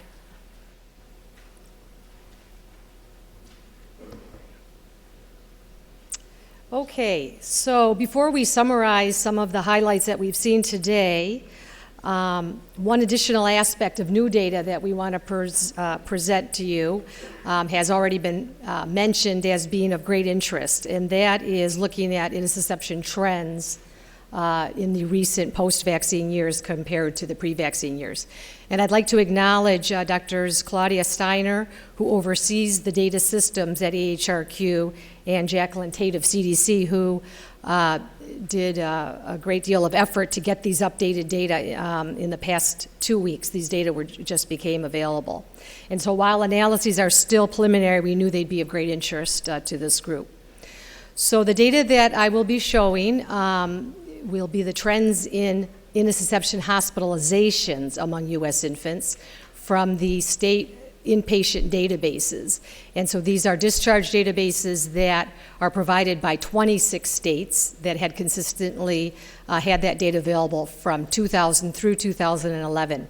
And remarkably, this covers 75% of the U.S. birth cohort, so it's really very representative of the national picture. As you would expect, it's an examination of the discharge diagnosis based on the ICD-9 code for intussusception, and then population data are used from the census to generate the rates of hospitalization.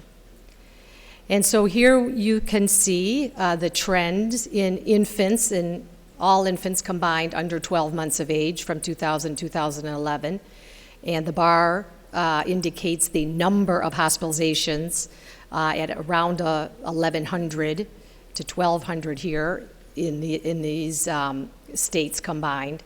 And the red line is the rate per 100,000 infants. And so I think you would likely agree that the overall picture does not show a dramatic change in hospitalization rates amongst the infants combined under 12 months, looking at the pre-vaccine compared to the post-vaccine period. You see, it did look like there was a small increase in 2007, then a lower rate overall, and again, a small increase in 2010, and now somewhat lower in 2011. Now, we'd like to examine this, I'm sure, as you would too, by age group that gets the rotavirus vaccine doses.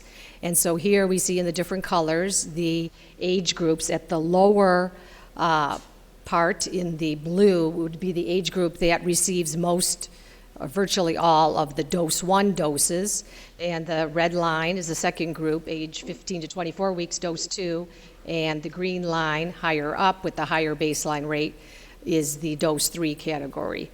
Just to please keep in mind that these data cover up through 2011, and so for the post-vaccine period, this is the time when most of the doses administered is RV5. So again, no consistent change noted looking at the pre-vaccine to the post-vaccine, or post-vaccine compared to the pre-vaccine period, and some variation by age group. And then lastly, to look a little, show a little closer that first age group that gets the first dose. This is the trend for that group, age 6 to 14 weeks. You can keep in mind here, please, that as you can see in the columns, this is showing a total of 40 to 90 hospitalizations total here across these 26 states. So of course there's can be variability based just on those small numbers. The Catherine Yen paper that's referenced below went up through 2009, and in that paper, as you may be aware, as I think Peter described earlier, there was a statistically significant increase in the rate up until 2009 for the very tight age group of 8 to 11 weeks.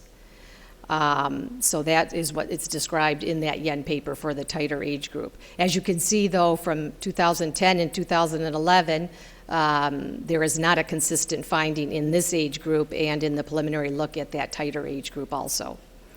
So 2 other comments just to keep in mind that these most recent data from 2010 and 11, the analyses are preliminary, although we wanted to present them because we knew it was important data to show as soon as it was available. And 2 other points to make, if I can, that I'm sure you're considering, is that we all know there's intussusception cases managed in the emergency department now. Those cases, we believe, would not be captured in these databases because these are inpatient discharge database. So, of course, it would be of great interest to look at the combined categories of inpatient combined with ED hospitalizations and examine that from a long pre-vaccine period and then a long post-vaccine period.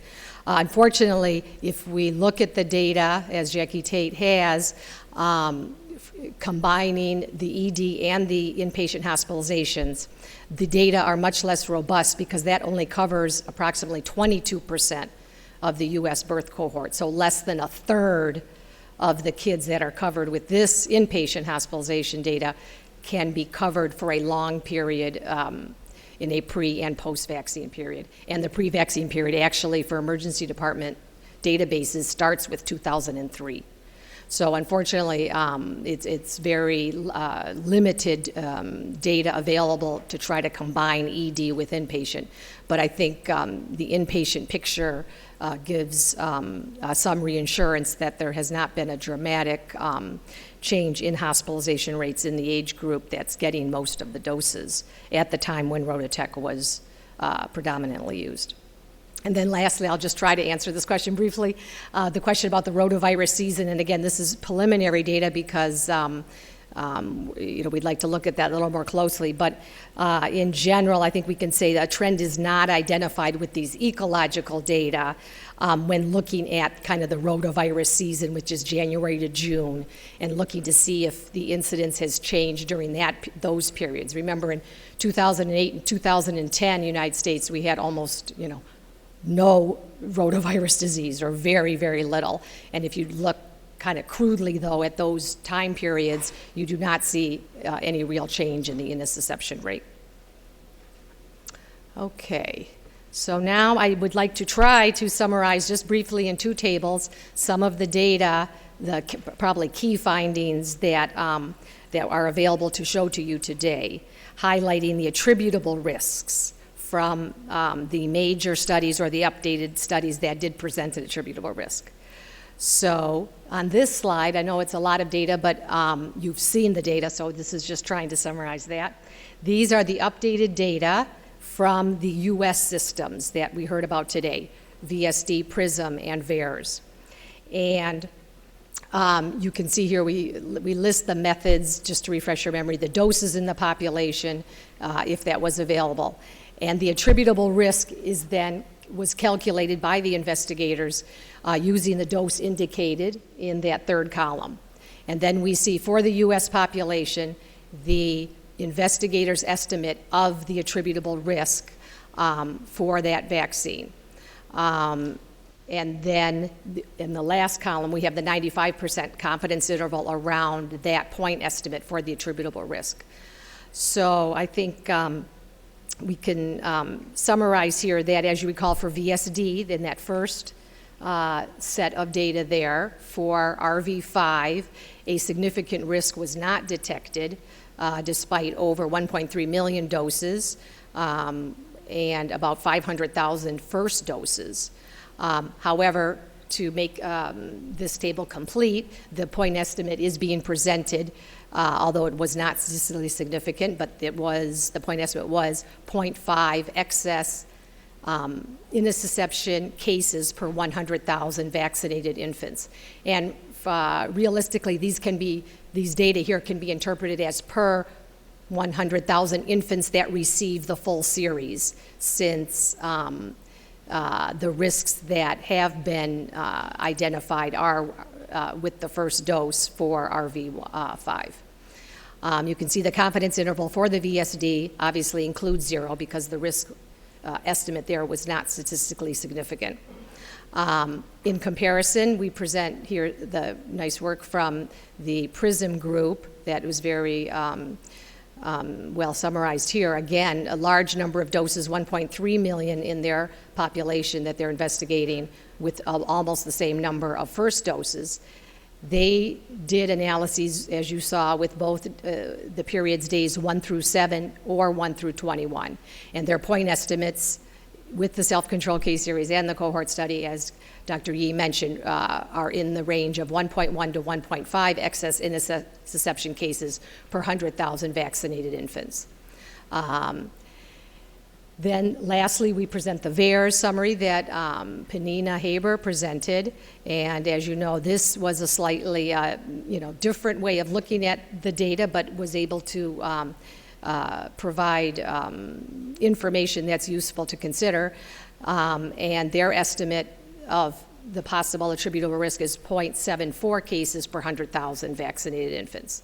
And for dose 1, in their method of analysis, that was statistically significant. And then lastly, the only RV1 data that was able to be presented today with larger number of doses was the VSD data the VSD data. And you saw here from the work of the Vaccine Safety Group and VSD that a risk was detected with both dose 1 and dose 2 in the first week following both of those doses. So this is a overall attributable risk of 5.34 cases per 100,000 infants that received that series. A confidence interval was not able to be calculated from their method of analyses.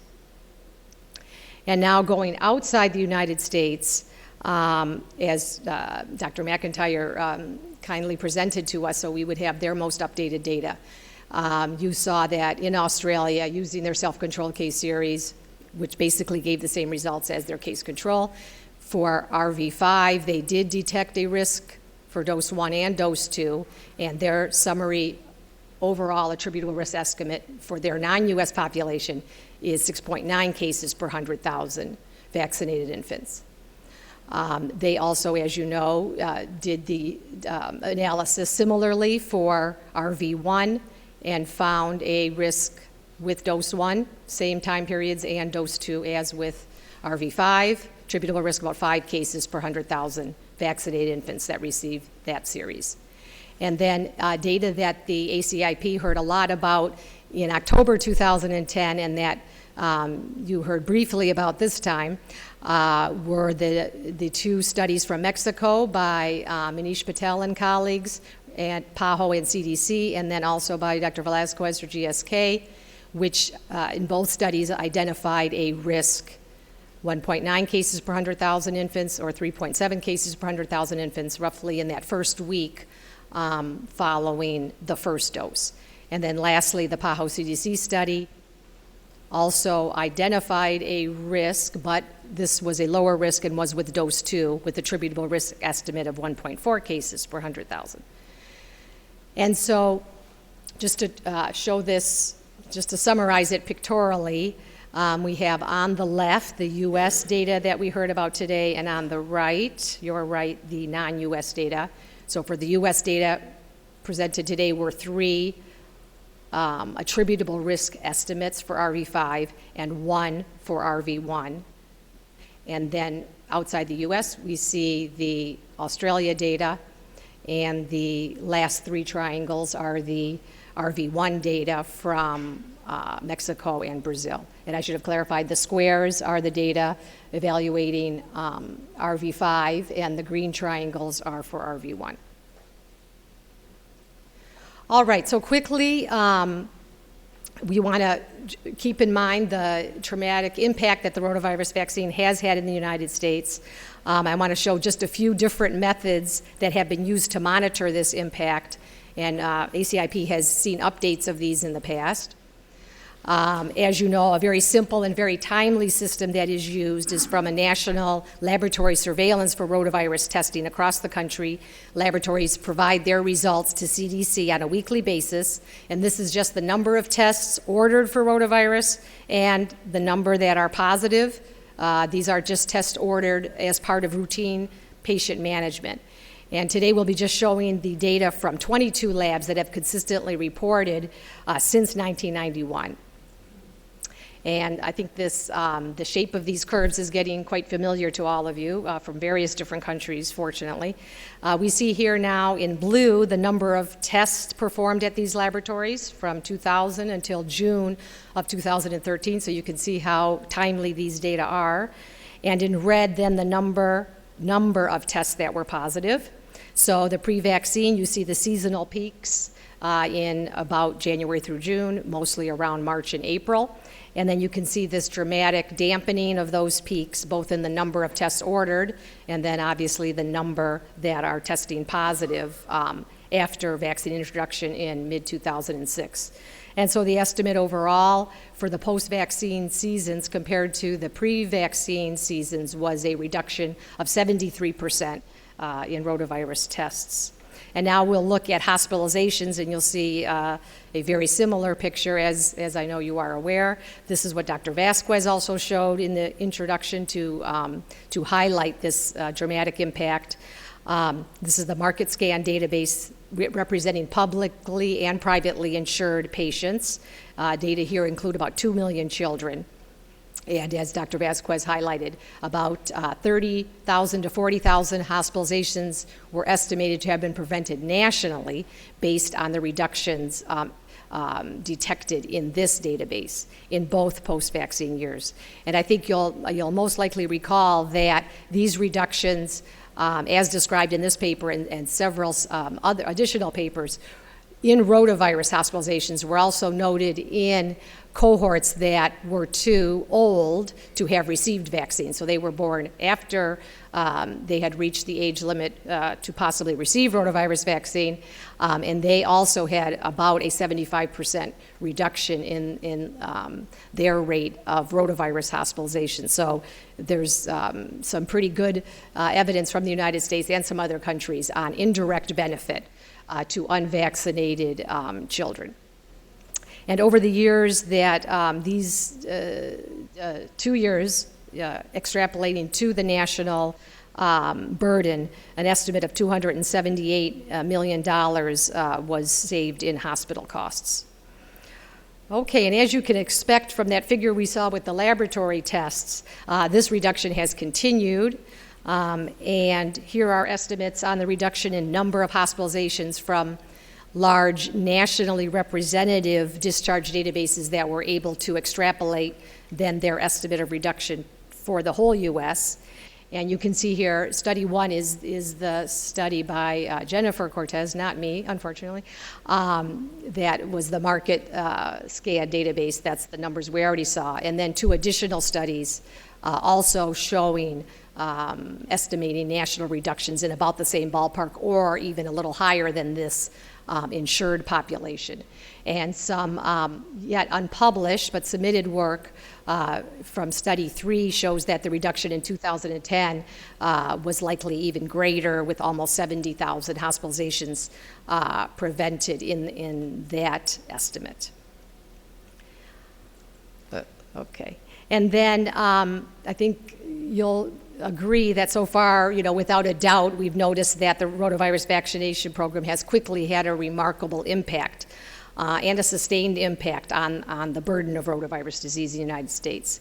And I'd like to just show you this quite readily visible with the Cadillac monitoring system that's run by Dr. Dan Payne and other PIs from children's hospitals here. And this is active surveillance for rotavirus, where children that are a particular age group are present to a hospital with acute diarrhea. They are consented and enrolled, and a stool sample is collected and tested for rotavirus.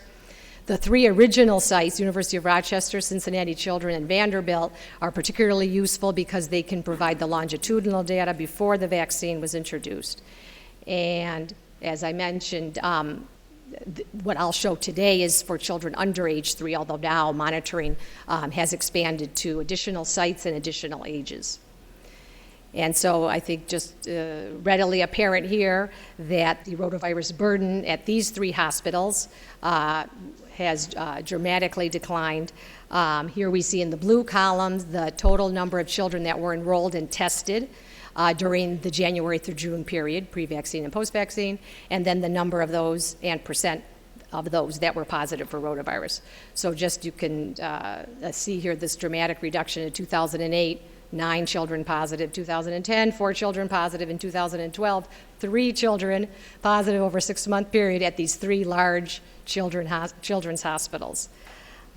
So it's a very dramatic impact that we've seen here.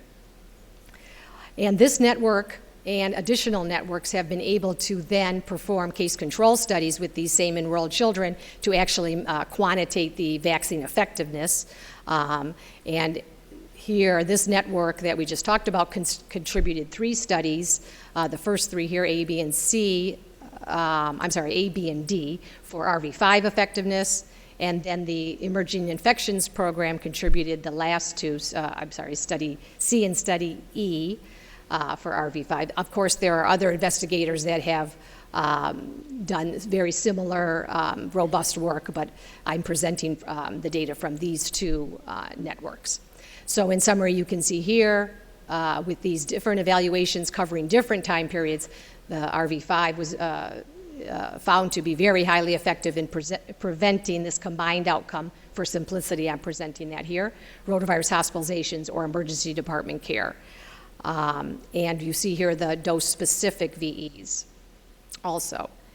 Now for RV1, that was more recently introduced. That was introduced in the U.S. in 2008. As of this moment, there have been 2 published studies, one from the NVSN network and one from the EIP network.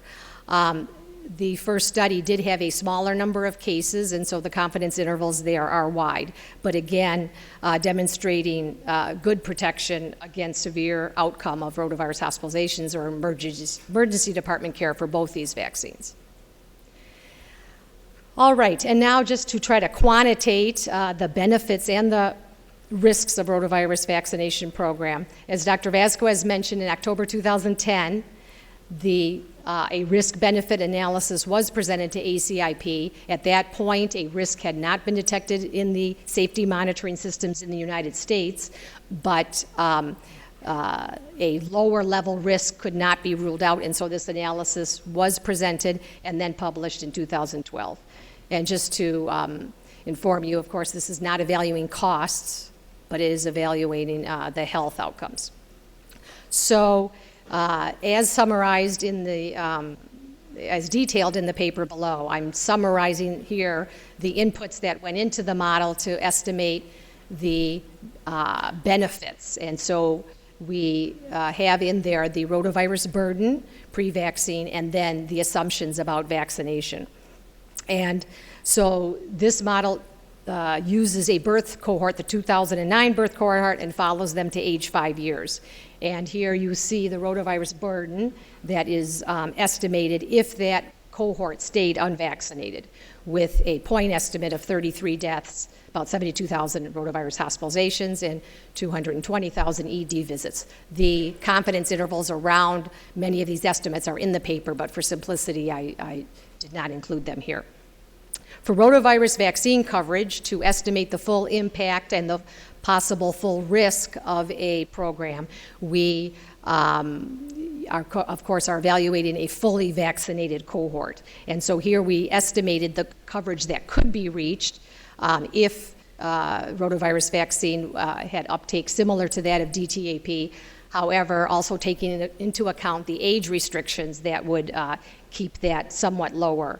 But we estimated a coverage for the model of 96% with the first dose, and you can see there 82% with the third dose.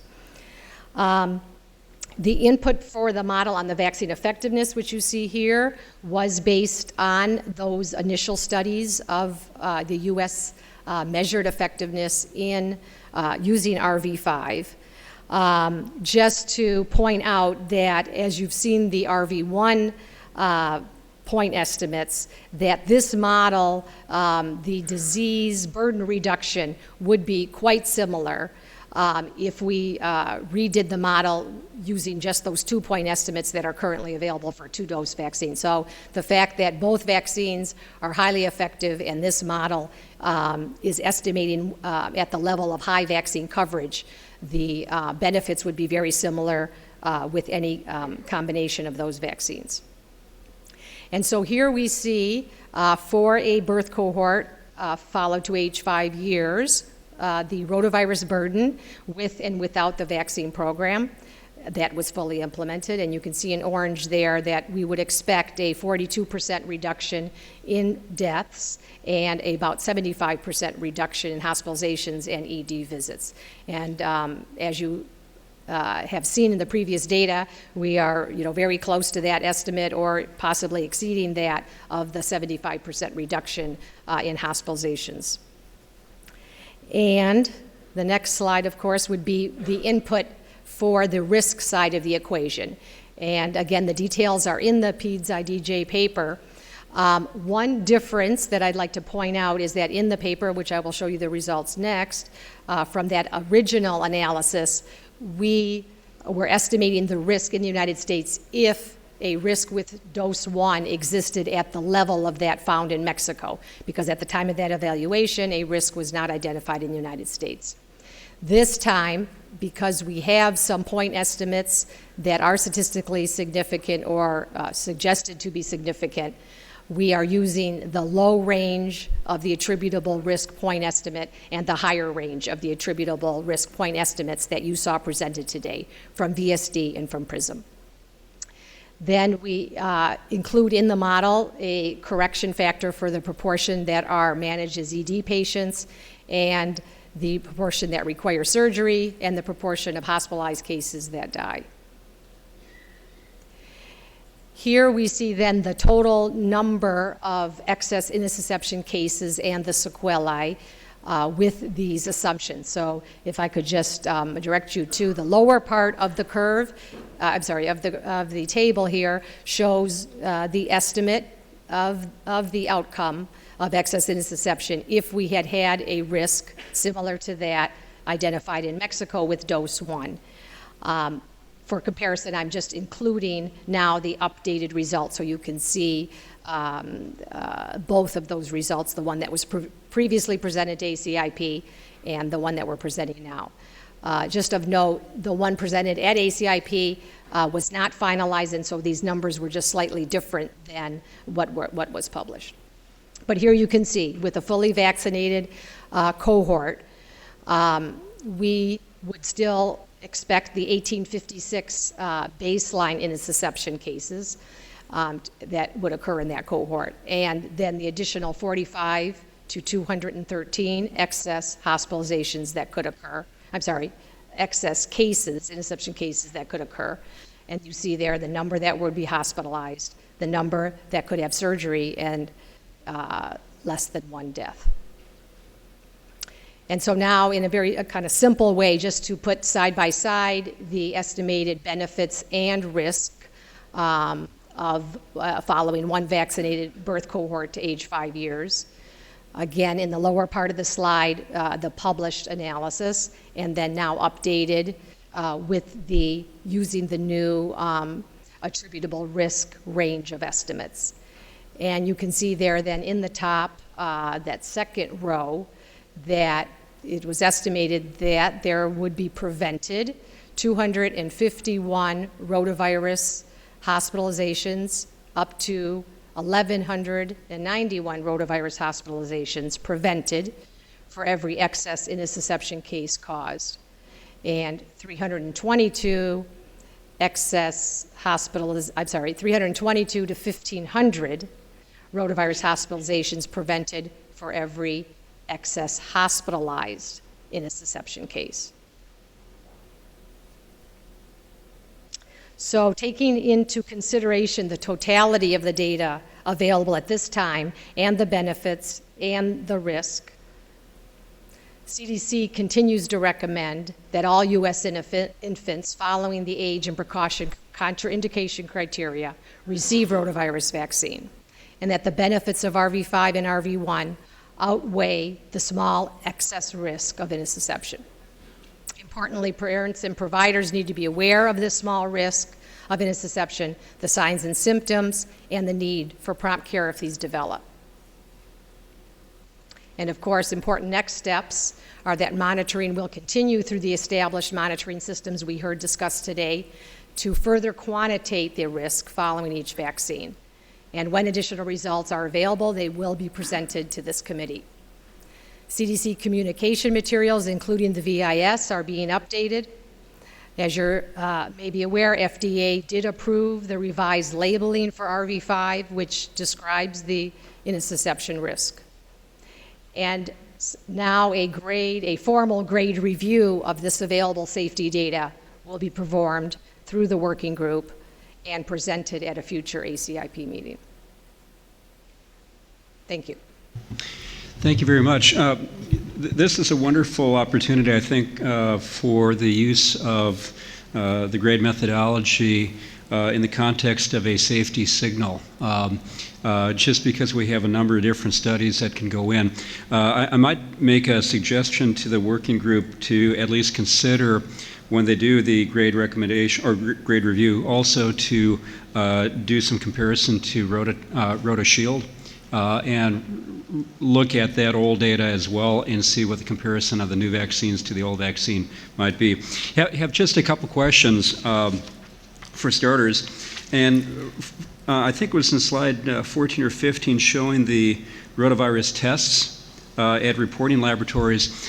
At our State Lab of Hygiene, we've noticed something very similar to what you show on your slide here, and that we're seeing a bump every 2 years. And I'm wondering if Dr. Parashah or Dr. Cortese could comment on that. We're thinking that it might be that we're accumulating enough unvaccinated children that every 2 years it kind of triggers off a small outbreak. Yes, thank you, Dr. Temte. I think with the modeling studies that was estimated as a possibility to that would occur after vaccine, or that could occur after vaccine introduction, which is a shift to biennial peaks. And I think the feeling is that, exactly as you described, that's a strong possibility that unvaccinated children are accumulating, and every year there's enough of them to sustain a small outbreak, which, as you noted, is still dramatically lower than pre-vaccine. At this point, December 2012, the coverage estimate based on the Sentinel site information systems that are 8 sites around the United States estimates a median of 79% coverage with at least 1 dose of rotavirus vaccine among 5-month-olds. That's as of in December 2012. There was variability in that estimate, so a low estimate of 55% and a higher estimate of 89% at some sites. Yeah, Dr. Dushan. I want to start by thanking the series of presenters for excellent, clearly presented information, and I especially like that last summary of risks versus benefits where you put all the key information together that we need to see the value and the potential risks. So that's really helpful. Thank you. My question is, Dr. McIntyre mentioned this, and it was a big lesson from the RotaShield, the issue of children getting vaccinated outside of the recommended range. And I missed it if you mentioned this earlier about the analyses that you showed us today, but were children who were vaccinated outside of the recommended range included or excluded from those risk numbers? We included the estimate for a fully vaccinated cohort, including the small percent of kids that would receive the vaccine outside the recommended window. And we determined the proportion that we believe would get it outside that window from the National Immunization System and the IIS, where approximately 2 to 5% of first doses were given beyond that 15-week age window. So among the intussusception cases that were used in the calculations, were many of those children vaccinated outside of the recommended time interval? No. I mean, the great majority of any potential intussusception cases caused were from those children that received most of the doses. And so the great majority would be at the recommended age, since that's when the doses are given. Another question you may be getting at is that these analyses use the attributable risk estimates from VSD and PRISM, and in those evaluations, there was not detected a change in risk, as far as I'm aware, with increasing age, but there's very limited power to do that. So those are the estimates overall for the age group. I don't know if Catherine, Dr. Yee, or Dr. Weintraub want to comment on their ability to look at older children. I know Dr. McIntyre was able to evaluate that, and so obviously his results there are very notable and worthy to keep in mind. Dr. Rubin.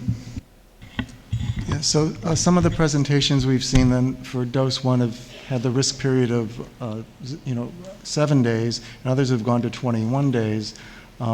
Based on the overall data and based on biological plausibility, is there one or the other that seems, and I guess I'm concerned if the 21 is a plausible window, how does that affect the analysis of the VSD where the comparison group included the 8 through 30 days, if I have it right, so that perhaps we may be underestimating the relative risk?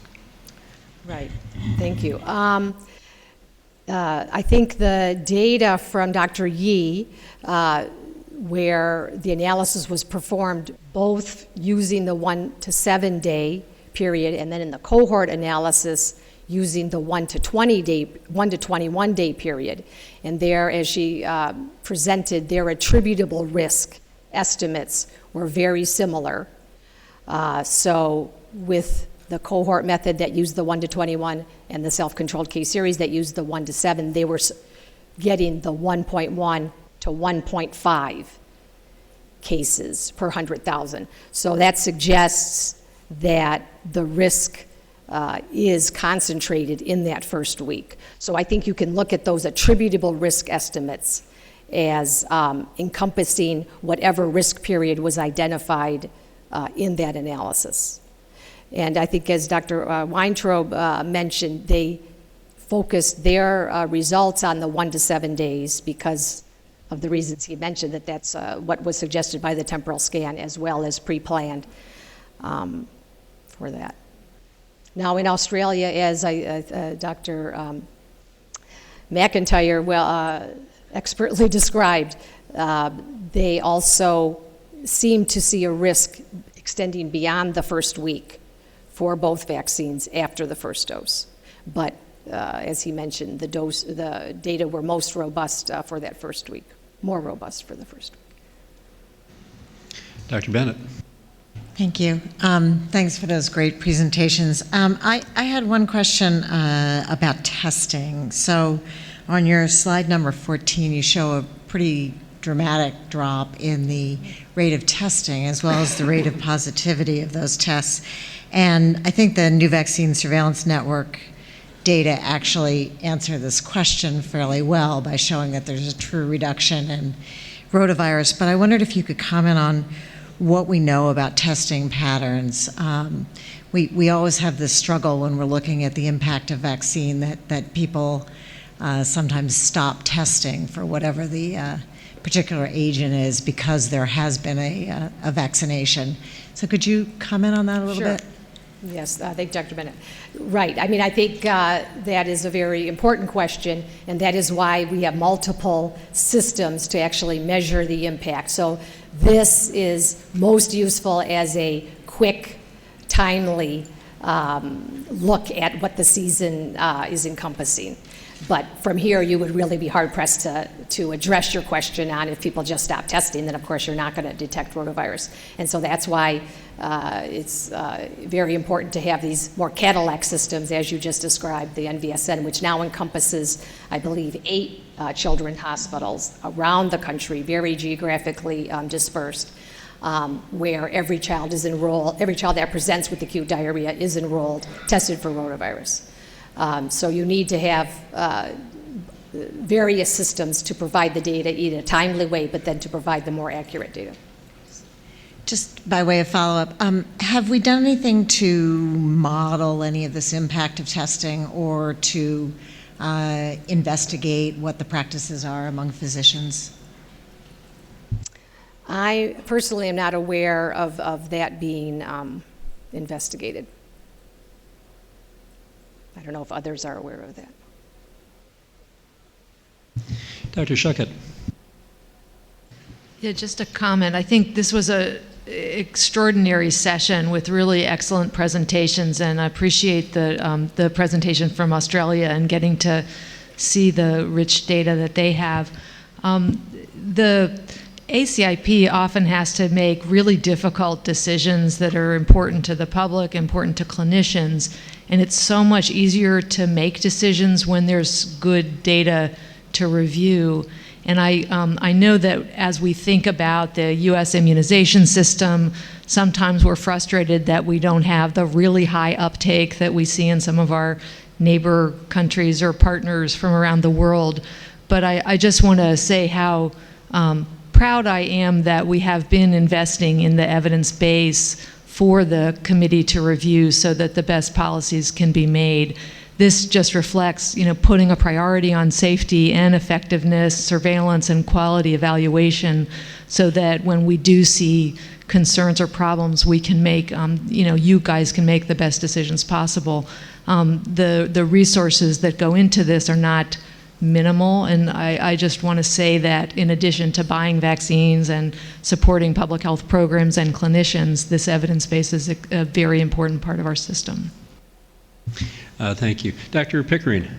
Yeah, having worked in diarrheal disease for a long period of time, I'd like to make 2 observations. One is that since withdrawal of the ACIP recommendations for the first rotavirus vaccine, RotaShield, and removal of that vaccine from the license from the market until FDA licensure of the 2 current vaccines and ACIP recommendations for the use of those vaccines, there have been tens of thousands of children worldwide who have died from rotavirus diarrhea and dehydration, hundreds of thousands, if not millions, who have been hospitalized, many suffering sequelae from the disease and, as Wendy alluded to, from the treatment that is given. Second observation, to follow up what Dr. Schuckert said, for people who are worried about vaccine safety, I think the display of the data presented, the systems that we monitor data, and the quality of the people that are monitoring those data should be very reassuring to all of us. And as Ann said, we really appreciate what Margaret and Umesh and the whole crew who presented today have done. Thank you.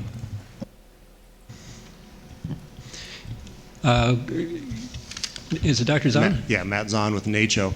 I guess I just make one observation in terms of making the case both to providers and to the general community for the utility of rotavirus vaccine. In the past, we really haven't emphasized the number of deaths that have occurred due to rotavirus because the numbers honestly aren't tremendously high. But when you're looking at the side effects, the sequelae intussusception, those numbers are not very high at all either. But when you look at the case we're making, we're kind of making the case of overall estimates, the number of deaths that we're preventing is this, as opposed to the number of significant cases that are intussusception. We have actual numbers. The point I'd make is the better we can have in terms of data of the actual numbers of deaths that happen in this country due to rotavirus, admittedly small, still are a significant number and push back towards saying, yes, those small amounts of intussusception that happen, yes, but if you do not get vaccinated, your chance of dying, while admittedly small, is significantly higher when you are not getting vaccinated. The more robust that data is that we have going forward from whatever sources we have, the better I think we'd be able to push back from a public health standpoint and explain to people why that low risk is justifiable. Thank you. One additional question. If I was listening correctly, it sounds like the background rate of intussusception in Australia is twofold that of the U.S. And that brings to mind, do we have any demographic characterization of intussusception? Are there individuals, race, ethnicity, anything like that, that would make one more susceptible to intussusception? I mean, I think except for male sex, the other risk factors are really difficult to come by. At least in these national data sets, it's not really possible to find a statistically significant difference in rates, or if they're there, they're based on very small numbers, either by population or other easily obtainable data from these databases. There have been studies, case control studies, and other just case series reports that try to address some of this as far as baseline risk, but I don't think there's really anything conclusive. Obviously, as you mentioned at the beginning of your statement, it does appear that different populations could have a different baseline risk. I don't know, Umesh, if you have additional to add. Dr. Vázquez. Yes, I think you highlight something that's important. I think we all agree that that we need more data, further quantification. But you point out that we actually know very little about intussusception, its causes, its risk factors, and it's sort of a plea for researchers to study intussusception so that we know more about not only the association with the vaccine, but know more about intussusception itself. Is it the host? Is it, are there other viruses, et cetera? So.